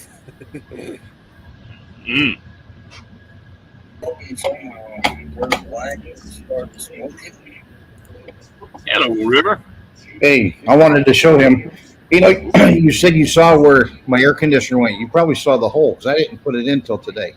Turn It turn you. was today. I seen it was a Facebook. Did you put it on Facebook? I did. Yeah, Ah, I seen it in the hole then. What I need to do, Ron? I need to turn your volume down a little bit. Is that better? Yeah, that's Yeah, better. Tony, I remember that. Yeah, because it looks good. I mean, I'd have never thought to put one there. Check this out. Well, that's why I came on here so I could show it real quick. Hey, Ron, you see this Yeah. where the generator usually goes in a motorhome? Yeah, check this out. Oh yeah. Yeah, that worked good, didn't it? And I put that door back on. You can't even tell it's there. I'm putting the video out in the morning of it shows there's like almost 8 inches of airspace behind it, in front of it, and I can put my hand on both ends, Roy. So it has full air. Plus, it has the front vent, and the hole underneath is open. That'll be out in the morning. I'm making sure we're still subscribed to you. Huh? I know I see it on Facebook, and now you just put the video out. I was like, Yeah, I no, haven't the seen video it. will go up in the morning. Okay. Well, Yeah, that won't. it's I had that in the regular cargo van too. That's the same one that was dropped down. Did you see that one? We haven't had very good internet to watch YouTube for a long time. Okay. Well, I used And you know where the apparently spare not, tire because now we're subscribed and your bell's going on. I thought we were. where Your the bell's on. spare tire goes in the back of a Chevy van underneath. I had cut the Yeah. floor out Oh, and had it okay. drop down through the floor. How many videos you got? How many times? Yeah, I'm gonna binge watch some of your videos tonight. No, the new one's going good. No, ever since we left, what did I say, Arkansas, maybe. AR Kansas. You know that's illegal to say in Arkansas. Do you know that? No. There's Wait, I actually think I did read that as a weird law. there's actually a law. You can't call Arkansas AR Kansas. Yeah, I Janice, think it might have been. it's heat and air, Janice. It's a mini split. It's Actually, I think it 9,000. might have been when we left out of Texas. Once we got into New Mexico, the internet really ain't been worth a crap for us to really watch anything. Oh, is that right? Yeah, it's weird because the upload speed's faster than the download speed. That's why we're able to pull these live streams off. Right. Diane says I've been cranking out videos. You must be watching both my channels. And Diane, I've never seen you comment on one of my videos. So Now we ain't big comment. Well, Becky tries to answer the comments on Yeah. YouTube Studio every morning, but we're not real big commenters a lot of times because this is what we do a lot of times. Now that your bell's on, I'll see Right. the notifications come across the phone. I hit Listen. that watch late. listen, YouTube screws that up. Like my buddy Ray. Oh, every yeah. every time I pull up his channel, I have to subscribe to him. I've subscribed That's to what I'm him wondering. 15 times. Yeah, and a lot of times on the mobile, it'll show you unsubscribe, but it'll show you subscribed on the laptop. Oh shit, maybe I've yeah. seen that. Who knows? Who knows? I know YouTube But will what we'll screw it do up. is we'll hit that watch later and we'll run the TV on Yeah. a Google Chrome thing, but we ain't had good Wi-Fi since we've left Indiana. But yeah, Janice, to We answer let your that thing question, play all day, and you were just sitting in here watching videos doing something. right? Yeah, Janice, to answer your question, it's a 9,000 BTU air conditioner in the mini split, and it's a 9,500 BTU furnace in that mini split, and they heat very well. It's a full climate control, and I can put it on auto, and if it gets too hot, it'll cool it. If it gets too cold, it'll heat it up. But I want to do one of those electric blankets. I want to try that. You have one? No, No. but I've heard nothing but good things about them. Yeah, a buddy of mine has one. Who does? A buddy, friend of mine in the van. He don't have a YouTube or nothing, but he lives in his van, and travels, and I he heard has. they last all night too. Well, you know that big, the big batteries I have, those great big ones. I have, Yeah. You said something about them in chat there. yeah, I have 3. Here, I'll show you a picture of them too. I have 3. He only has 1 in his because he does, and he has a mini split too, but he doesn't run his except when the sun's good during the day because he's by himself. Yeah. He don't have dogs or anything to like I do. But he runs electric blanket, and he said it doesn't draw much. He says it's just, you know, you can go all night, and he has it a regular 110. I heard you guys saying something about a 12-volt one. Yeah, they got a Yeah, 12. yes. 12-volt ones are out, and they're supposed to be really efficient. We've had a couple of the 110s in our previous camper before we were boondockers, and Right. we like them. Good But night. yeah, we're talking about a 12-volt. That's what I thought I was going to have to do, but I've also got the 12-volt, output as well. Mm-hmm. You have a good Save night. a lot of power, wouldn't it? I heard they use hardly any. That'd be great. I've heard the truck drivers. I've talked to a lot of truck drivers that's run them things for years, and they all brag on them. Well, I had they've one of been my out there. semis, but I had out of my 110 inverter, Ron. Yeah. But these were 24 volt. The one truckers were running, but now they got a 12 volt down now. Right. And I thought about switching everything in here to 24 volt, but I think I'm going to stick with 12. 12's a lot simpler. Yeah. Well, no, I actually everything in mine. I moved to 48. I'm all 48 volt.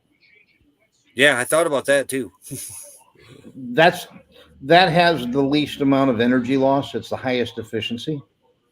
Mm-hmm. Here, these are my batteries. I have 3 of them. Let me stretch this out so you can read it. Janice, begging for complaining. Oh, okay. Sweet. Yeah, those are 5,120 watt hours each, and I have 3 of them. Oh, okay. Now I see that. Yeah, I have 15,000 watt hours. I was going to say, because I said 100 watch hours. Jeez, I ain't said that in a long time. Amp hours. Right. But then I seen it had the wrong initials. Well, the amp hours is 52 volt, 100 amp hours. Yeah. But now, so I'll explain. In a 48 volt, 100 amp hours of 48 volt is the same as 400 amp hours in 12, because 12, 24, 48. Yeah. Okay. So a true 100, 48 amp hour or 48 volt, 100 amp hour is the same as 4 100 amp hour 12 volts. Yeah. So yeah, so I was doing a little checking in on it because I was looking at putting residential air conditioning and everything in this thing before I really discovered the mini splits work rather well. Well, a mini split is a residential. Yeah, I'm talking I don't know, window unit. We were over where the fridge was. And yeah, these are regular household units. I mean, mini splits have been used overseas and in the Orient for the last 40, 50 years. I mean, we had mini splits in the 80s in Scotland. Wow. When I was stationed over there, I had a mini split on my house. And that's just like the washer and dryer. You guys know the washer and dryer I had in my van that's going in the motorhome? It's a washer and dryer combo all in one. Yeah. They had them in Scotland and England in the 80s. And they're under the counter in the kitchen right next to the dishwasher. They don't even have a laundry room. You carry your basket of dirty clothes from your bedroom, do your wash, and go back to your room. We were putting them into Prevost in the very early 90s. Yeah, I have one. I had one in my cargo van. I have a 5.4 cubic foot deep freeze, a mini split, and a washer and dryer, and a 100-gallon water tank in my van. Yeah, Lorraine, how you? What, Ron? I was just telling Lorraine hello. She just came in. And I saw what you said, Janice. I know you. Whew, I can feel you from here, Janice. Yeah, that was the first time I'd ever seen a washer dryer combo. Was when I was building those Pravos and we was putting them in there. Yeah. Well, they were $5,000 units. I had this given to me. So, and I ordered my water tank. It's supposed to be here in a few days. I ordered another new 100-gallon water tank. So, I'm getting down. Make sure you can fill it fast. huh? Make sure you can fill it fast. Make sure I can fill it fast. Yes. Make sure your air hole, your vent in that tank is Yeah. big enough to escape air pretty fast. Because some places you need Oh. to fill really, really fast. Oh, I see what you meant. You're talking about the breather tube. Yes. Yeah, yeah. Like on Honey here, Yeah. Honey only takes a gallon a minute to fill up. That's it. Now, yeah. And she's got a 30-gallon tank. So when I pull up to an RV dump and fill, Right. I'm going to set it for 30 minutes until No, when I was in Quartzsite 2 years ago with my other one, that was 100-gallon. Yeah. I have the half-inch breather tube. Oh, that's nice. I was able to fill it in like 5 minutes, 10 minutes, whatever it was. Yeah, the 40-gallon tank I put in our car out there. Yeah. I put the half-inch breather tube on it, or breather tube on it. And, Right. I can fill that thing in no time at all now. I like it. I'm going to put one on Honey here. Yeah. Now, I'm not going to fill mine while I'm driving. You know what I mean? I'm just going to probably run with 20 or 30 gallons at the most. I just want, like, when I get where I'm going, I want to be able to go somewhere, top it up, so that way when I go park, if I'm boondocking for a week, you know, in my van down by the river, Yeah. I've got plenty I of don't water. do it as much now. I used to haul a lot of water. Well, if I pull in right before we get to our spot, you know, I fill Honey up then and fill Bobby. That's what I'm talking about. You know, It's but better to having have that it, not 40-gallon need it, than tank to in need that it and car not have it.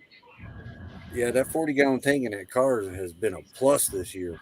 Yeah. How Well, many gallons a day do you use?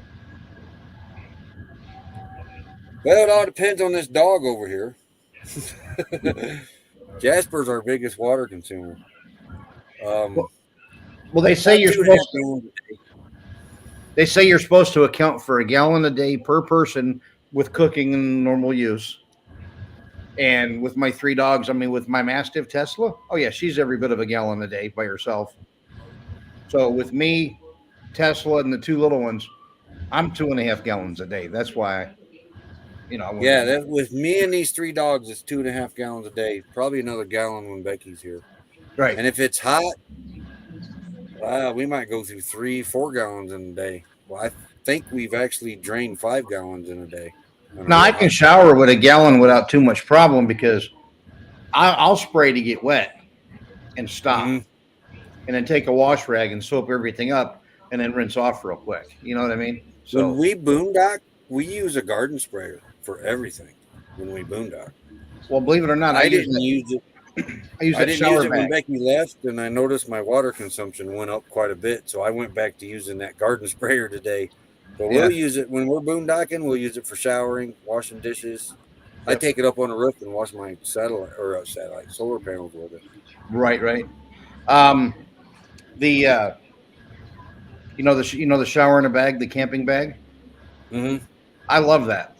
I hang that on the back on the outside. I'm scared of that thing. Why? Because I'm technically not supposed to lift over 10 pounds the rest of my life because I got a fused back with steel rods. Oh, right. Yeah. I'm worried about getting it and trying to hang it up one day and then all of a sudden my back goes snap. Yeah. Yeah. My 4 bottom vertebrae are fused. Well, yeah, I got 6 rods in my lower back. I got a scar right here. I got plates and screws in my neck.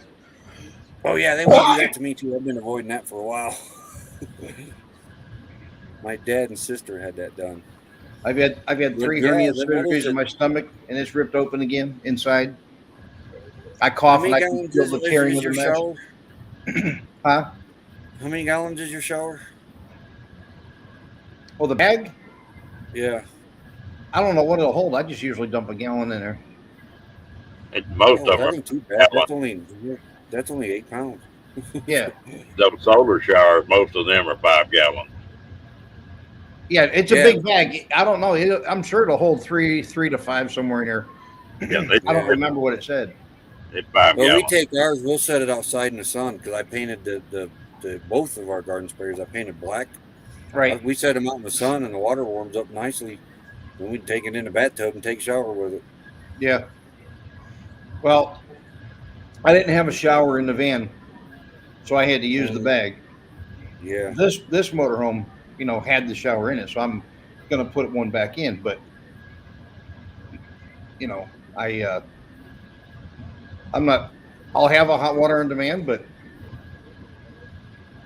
as long as the water's in the van and it's room temperature, if it's 70 degrees, I don't care. Mm-hmm. I'm not worried I about can't have having. water too cold. I can't stand cold water on me. Ron, did you ever see my solar panels? We were going to buy the bag shower and then started watching some videos and seen they were using the garden sprayers and painting them black, so we went that route. Only thing I hate about that solar shower is that, like, we go hunting up there, and at noon, about 2 o'clock, that water just be hotter than hell. Mm-hmm. But we'd like to clean up before I go to bed, and by then it's cooled off. So you'd have to heat some water and put in it, to bring it back up. But up in the mountains, well, it cools off pretty quick anyway. Here, this was the van, Ron. I had the motorcycle on the front. See the solar panels over the roof? Mm-hmm. See, no matter where I park, I'm always in the shade. I'm under a carport. I take it with me. I've Here. been thinking about picking some of them 250 Speaking of watt. that. See, there's my washer and dryer right there in the van. Yeah, I'm thinking about putting one of them in, honey. Yeah, I got the washer and dryer. There's my deep freeze right there. We got an Apicool. Yeah. And I run everything off of my grow watt. Now wait, what is that? That's my inverter, 3000. It's a pure sine wave inverter. That takes all your solar in, your 110 out. I run it to my DC 48 to 12 reducer. This is, where'd it go? Somewhere up here. Here, that was the front of my van. They're supposed to pick it up tomorrow. There's Ron. Where'd I go? Oh, we disappeared. I don't know what happened there. Right up here. This is my next huge project. There you go. That's What is that? 2,000 watt Magnum inverter, Magnum something inverter. Okay. There was the van. Motorcycle, spare tire, solar. But that one replaces the Honey's original inverter, and then it'll make all the outlets work off solar. Oh, right. Hey, Ron, here's my old roof. All solar. Yeah. Did you have that in Quartzsite 2 years ago? Huh? Did you have that van in Quartzsite 2 years ago? No, I had my bus. I'll show you the bus I had. Yeah, let me see the bus. How you doing, Ron? Everything going?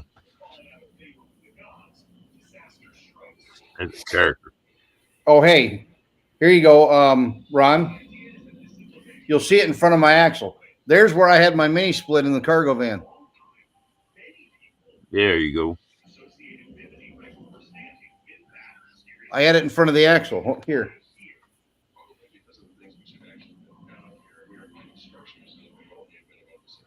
There. Yeah, I could see it.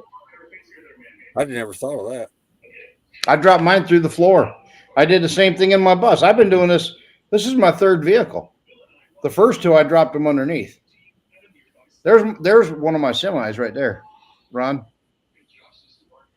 That's pretty. I miss playing with the big trucks.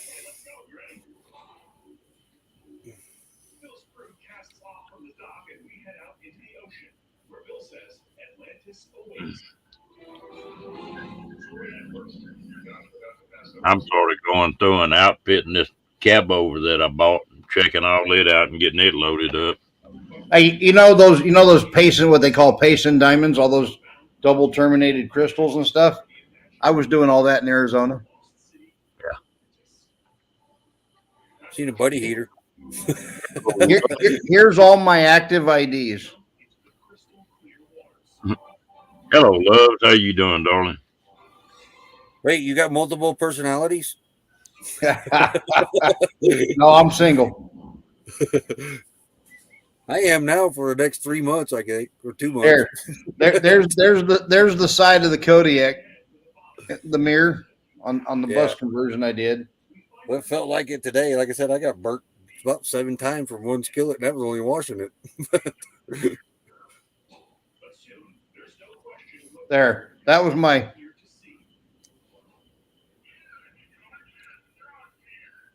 Wait, go back to that bus.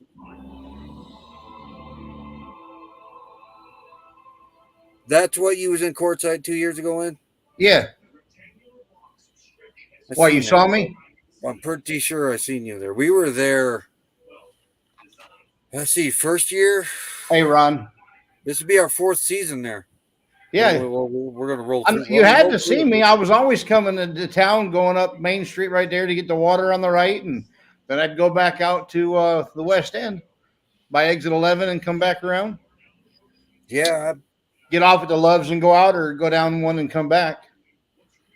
Oh, so you were over by Dome Rock? Yeah, I was Dome Rock. Yeah, we drove over there quite a few times. But yeah, that's it. That was my conversion back then. I had a regular household door. I'll show you what it looked like when I bought it. I took and I did all the demo myself. That was the interior when I bought it. No, it's like living like single. Is what I meant to say. Right. That was cool. Yeah, it was a 29 passenger shuttle. That's what it looked like when I bought it. I cut everything out. I gutted it. I took the walls off. I re-welded supports, and I went and I bought 066 thickness aluminum, and I reskinned it. I bought the commercial rivet gun. I redid everything. I did the whole thing myself. That was it when I bought it right there.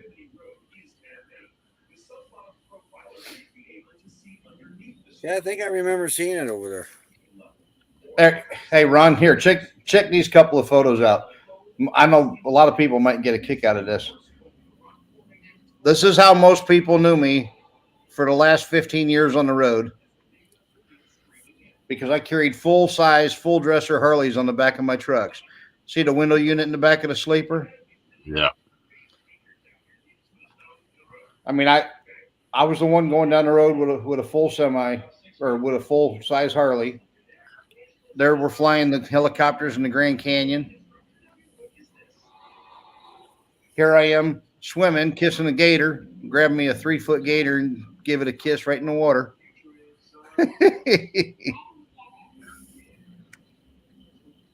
Everybody says you're nuts. I said, yep.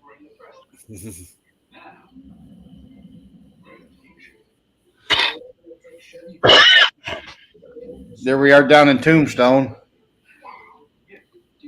You guys have read this Tombstone, haven't you? We still have yet to get to that cemetery. Here lies Lester Moore, 4 slugs from a 44. No less, no more.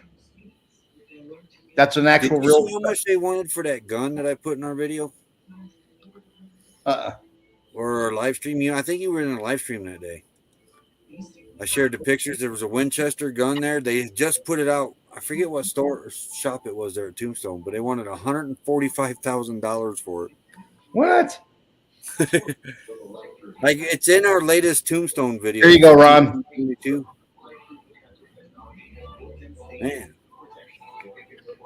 Hang on. There you go.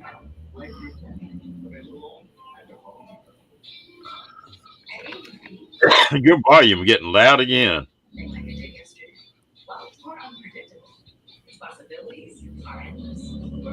Is that better? You're still pretty loud. And I don't know what you're doing.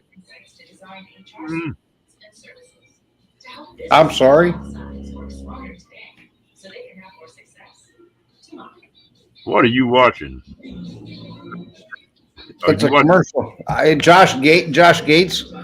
I'll turn it off. Hang on. It's a commercial. Is that better? Yeah, that might be what it's done. It might have been picking up off that. It probably was. Yeah, I had Josh Gates on. Uh, hello, William. How you doing? I'll be back. I gotta go check my water. My pump keeps kicking on. Right on. I'll always like to build. I built cowboy campers and buses, all kind of junk. Right. And I'm sort of changing up now. I'm trying to get my stuff down simple Right. and smaller. I'm getting smaller all the time. Well, here's me one time up in Oregon, just outside of Salt Lake. I went up Bull River. You can see my rod and reel leaning against the smokestack there. Oh yeah. My waders. Let's see. Yeah, How my you dog, do that in Montana? and right there, I just right there on the grill, just fishing up, fixing up the trout and salmon, or trout and bass. I used to take fly rod up there in Montana every time I went up there. That's one of the places I'll be going here in a few days, about a couple weeks. Headed up there. Mm-hmm. They getting that some rough weather up there right now. Oh man, dude, it was snowing. It was snowing on them 2 days. 2 days ago, my buddy lives up there in Belgrade. I come through there above Billings one 4th of July. Me and Yeah. and we were dead heading back, and I hit a damn snowstorm. Yeah, This we've had snow on the 4th of July up there. and it's about 6 inches of snow, and for about 50 miles, and then all of a sudden, bam! It's sunshine and clear. But It's crazy. We got see, I gotta do the scuba and the metal detecting, and cool. you'll probably see my butt in the river up there. I'm taking my wetsuit and everything. We Well, I got kind of quite a have bit to. of Everywhere I rain, go, man. my shit's with me. Right. When are y'all going to stay out there around Quartzsite this year? Probably not. I can't stand Wow. Quartzsite. We're probably heading to Yuma. We're talking Well, about doing Yuma. I mean, in that part of the country. Yeah, Not me. yeah. Because the cold and snow would probably kill Becky. Here was the other side of it, Roy. When I got done. It looks familiar. I'm pretty sure I seen that over there. Yeah, I'm sure you did. Oh, you know We where stayed- you saw it? Right across from Love's. You know, at the what's the restaurant? I worked there, and I can't remember the name of it. Carl's Jr. Right over the bridge Oh, from Love's. yeah. Okay, yeah. Yeah. I worked at the Carl's Jr. at the drive-through for like a month because they were paying $15 an hour to stand there. I'm like, really? I'm like, I need glow plugs. I need a couple of front shocks. I'm like, shit, I'll go make some extra money. I ain't scared, Yeah. right? Yeah. So my point is, you probably saw it parked there every day. That maybe it was. I know it looks familiar. Well, you know, on the back of Carl's Jr. where the Tesla charging station is, Yeah. I would park over there so I could come out on my brakes and let my dogs out. Yeah, you're right. You're probably right. That's probably where I seen it at. Yeah. I don't know. That paint job looks very familiar on it. It was one of a kind. It was either there or Dome Rock, dude. Yeah. I want to. We spent a lot of time in Skadden Wash our first season out there. Right? And then What round? LTVA, the second season, the third season, we only spent 2 weeks in courtside in the LTVA. I'm not doing LTVA. I mean, it's a good price and everything, Yeah, but I'd rather go like Dome Rock and then drop back down to Yuma for a couple of weeks, and then, you know what I mean. yeah. Once I get Go away up to to Park, haul the go up to Parker. Blackwater, yeah. Once I get away to haul the Blackwater on a road, then we'll definitely be out of the LTVA. We can be able to camp elsewhere and haul to the LTVA at What kind least. of vehicle are you in? With 2006 Chevy Cobalt, and then the rigged the 1982 Ford Honey What is it? Class C. Okay, it's a Class C Ford, Yeah, a drivable. yeah, Okay. yeah. Here's a driver's seat. Yeah. Okay. Okay. We got we could pass it up $3,500, and we wanted to cruise the country in a vintage Ford, and a lot of the vintage Fords we were looking at weren't very they didn't look like they were going to be too reliable, and I was going to have to put a lot of work in them. Well, But once any this Ford thing, gets over 2 years, it ain't reliable. okay, I used to like you. Take him down. But we were I went and looked at this man, it was a 85 Chevy Lindy. Guy just Okay. got through an estate sale, and this thing was in mint condition. And he only wanted $3,000 for it. Well, I should have did some questions before I went up there. We drove 3 hours to see this thing. I take it for a test drive, and it's like a brand new rig. It had been sitting in a barn somewhere. And Well, that's what mine was. There's only 12,000 miles on my 1985 I just bought. The one I showed you the mini split in. yeah, The one I put it in today. get It's done with only the got test drive. 12,000 miles. And this was in the state of Michigan. And after the test drive, he tells me, he says, "Oh, you're going to have to give the state of Michigan $1,500 security bond or something for a title." I was like, "What? No." And he said, "Yeah." He said, "I got it through an estate sale." He said, "But there ain't nobody. They couldn't get a title." He said, "You got to apply for the lost title." He said, "But I'm there's reading it, nobody Ron. in Got to the sell your family." boat first. Yeah, he goes, "There's nobody in the family that'd come after it except maybe one druggy kid." I said, "Forget it." Went back to Indiana. See ya. Yeah. Yeah. Becky was she was getting pretty down. She couldn't find one. What part of We Indiana? went around one day looking at a bunch of them, and they were all junk. And then Honey popped up one day on market or on the way back home that night. We went and looked at it and drove her home. What part of And Indiana? she sat in a barn for 20 years. Yeah. She was a barn find. Yeah. That's what mine did. It took me 5 fuel filters to get from Indiana to Georgia. Got all that taken care of, and then we hauled butt out. The guy that owned my van died like 22 years ago, and nobody touched it ever since. It's a 1985, 37 years old, only has 12,000 miles. Still has the factory fuel filter, oil filter, factory brakes, everything's still on it.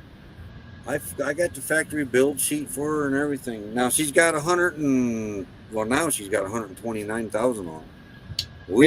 Here's a picture of my camper up in Idaville, Indiana. Up in the cornfield. We've been through Idaville.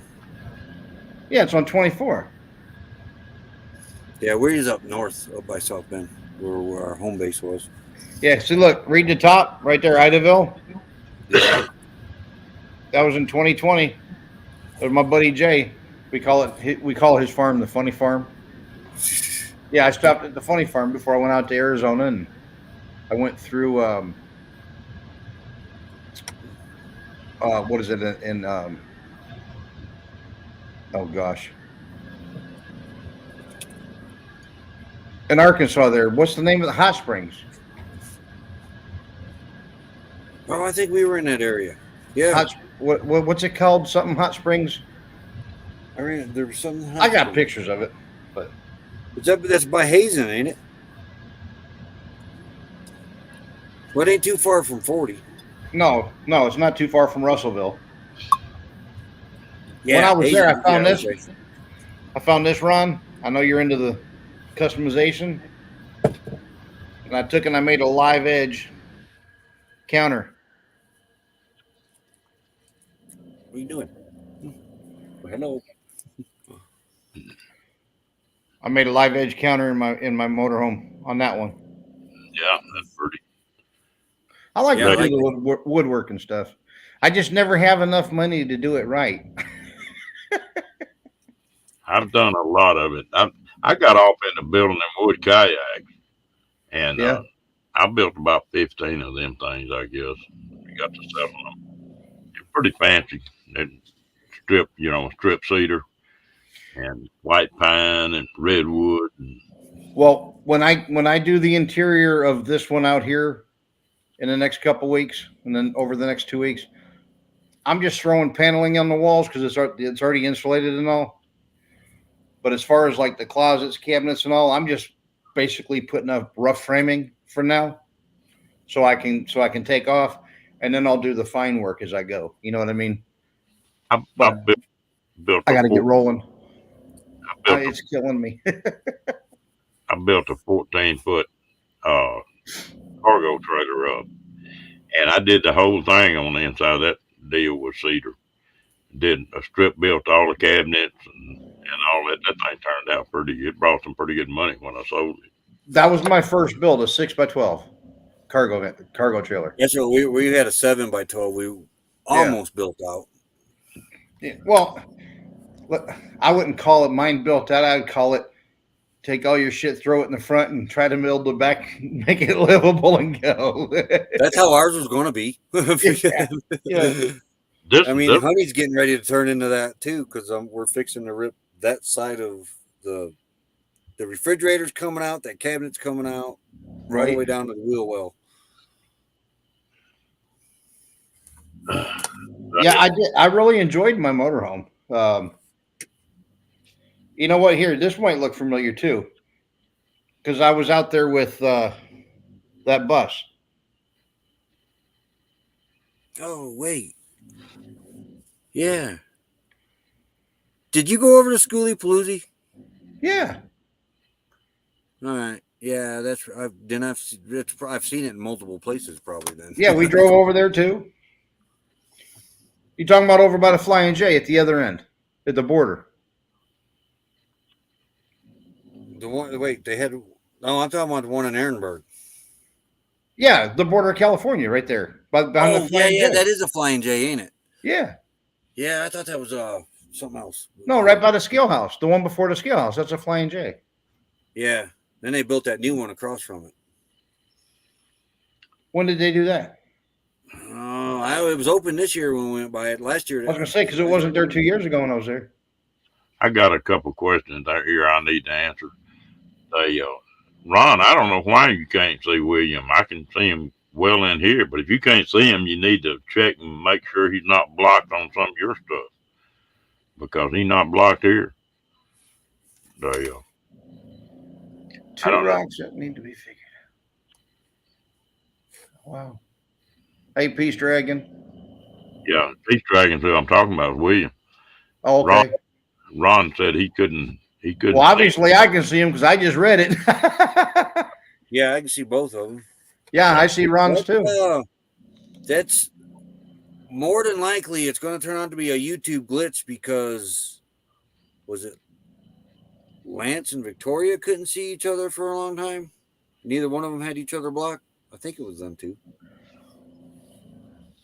Now Diane says she's only 3 hours from Cincy. Ron says he's in Cincy area.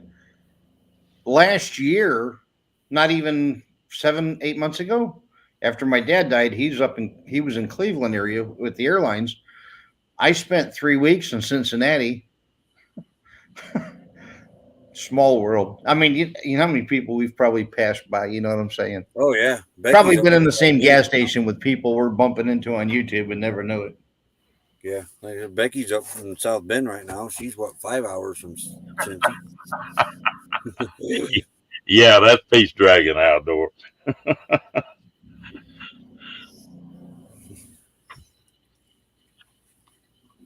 Yeah, see, when I was in the Ozarks, what I was telling you about, Hot Springs, Arkansas. It's just Hot Springs, Arkansas. Yeah, we was over in Hazen, Arkansas, right, 45 minutes southwest of Little Rock. And then you get up in Payson, Arizona. We ain't been there yet. The Last Chance General Store and Gift Shop. In fact, they just opened the 89 up to get up to Payson. Is it Payson? Oh, yeah? It might be. Well, here you can see my shadow right there taking the picture. The Last Chance and the DD Corral. Yeah. Where they used to keep their horses when they came to go to the store. I love the Old West. I do too. I'm hoping the rain put it out today. Oh, here. My camera tells you where I was. See, Tono National Forest. Yeah, we want to get up there too. Look at that chair, Ron. Yeah. One solid piece of wood just notched out. River, Roy, and I are distant kin, we think. There's a lot of people that probably are and don't even realize it. Does that mean you're kissing cousins? No, not that part.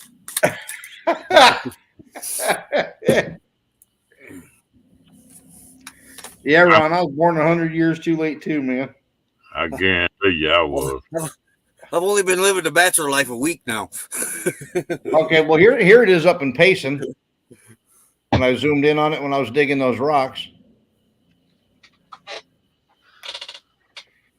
Yeah, I want to go see Payson. Oh man, I lived in Payson in the 80s. Boy, that place sure has changed. We Oh, thought my about God. heading up there, but then they closed 89 because of the fire. Ron, when I went up there in the 80s, there was other than the mom and pop restaurants, there was a couple of those. Other than that, you had one grocery store, you had an Ace Hardware, you had a Burger King and a Taco Bell, and that was it. You go up there now and it's just blown out. There's car dealerships, there's hotels, casino. I was up in the 80s. I know exactly what you're talking about. Well, yeah, when That's you came how into town, you Hazen passed the Taco Bell, you turned right to the light, and the grocery store was on the right. Now across the street, there's a hole. It's just all blown up. There used to be a restaurant right there at that crossroad that had some hellacious good ribs. Yeah. Well, there still is that when you're in the Payson, just before you get to that main light where you turn right to go towards like Cole's Ranch or the fish hatchery. There's a bar on the right, and they got like an outdoor fire pit now. You can get some good food in there too. Yeah. I made a bad mistake there. I had some loose money about that time, and I thought seriously about investing in some land there in Payson. I had a place. I had a place with a mobile home on it, and I gave it up. I mean, you know what? You don't think about it back then. You're like, I'm gonna take my bit of change and leave. You know what I mean? When you leave. Well, I was going to try to buy, 60, 70, 80 acres up in there someplace. If you guys go back on my outdoor channel 2 years ago, you'll see the video from the fish hatchery and everything up there in Payson. And I mean, it was awesome. Here, look at these sunsets. I mean, these are sunsets in the mountains you can only get up there. Oh, man, you can't beat Arizona sunsets. Nah, shit. Hey, hello, T. And hello, Nomadic Rat Pack. Nomadic Rat Pack. What's happening, Troy? Well, folks, we've been on here about 2.5 hours. I think it's about time to start slowing it down. Slowing it down or speeding it up? One. Yeah. I enjoyed it. I appreciate y'all coming up on panel. Well, you look lost. As long as you don't do it in the daytime, I think I'll be fine. If you do it live in the daytime, I won't be able to do a panel. There are too many people on the internet in the daytime. Though tonight I was starting to question it because a lot of the locals, now that it has rained, we got pretty good rain today. Where are you at right now? We're up here by Flagstaff. Well, I am anyway. Okay. Lake Mary. I like Williams. Yeah, I do too. They closed Bill Williams Mountain again. Oh, they did? Yeah, they went to stage 3 fire restrictions. There's 4 fires at Flagstaff right now. Actually, I think there might be 5. Oh, wow. The tunnel fire, though, is basically pretty well contained. Almost, I think it even might be at 100% now. But the pipeline fire, The haywire fire and the double fire. The haywire and the double fire is merged. The pipeline fire was the really bad one. I'm hoping the rain really helped them out there. But then another fire started up on the other side of 17. I think they pretty well got that one. And then they just caught another idiot setting a fire over here. Well, they didn't catch him. They're looking for him. But this pipeline fire, some guy was burning his toilet paper in the burn man, put it underneath a rock, and then he thought it was out and went to bed, and it smoldered all night and caught the woods on fire. Now it's almost 30,000 acres. They arrested him. He's still in jail. But some firemen were grouped up somewhere, and all of a sudden this fire started across from them. And luckily they were there and had the equipment, but they seen according to the description, it was a Hispanic male running from the area pretty fast. And then a fire just started up like within minutes of him running. But that's what they think's going on out here. Is there's just people out here just starting these fires just to start them. Being stupid. Yeah. Hey, Ron, I'm going to go ahead and it is Father's Day now, right? Yep. So my dad, just passed. There was him in the 1950s in his Air Force uniform. Oh, that's cool. So I got me in the uniform, my son in uniform, and my dad in uniform. I need to get the three of them put together in the same picture, But here's mine. Yep. I got my dog tags in my box right here. So I got them hanging here so people on the live can see how when it gets windy, how much we're rocking. There you go. There you go. But happy Father's Day to anybody out there. It's funny how all that works. I lost my dad a long time ago. He wasn't very old. He was like 62. But you talking about people being in the service. Mm-hmm. My dad was from a family that had 10 kids. It was a big family. That was me. Of all the people that are in that, probably 40 people, I was the only one that ever went to a service. Ever went to active duty. Well, other than the Revolutionary War and my fifth great grandfather. You were in that? No. What I'm saying is, other than him, I am the only one that has fought.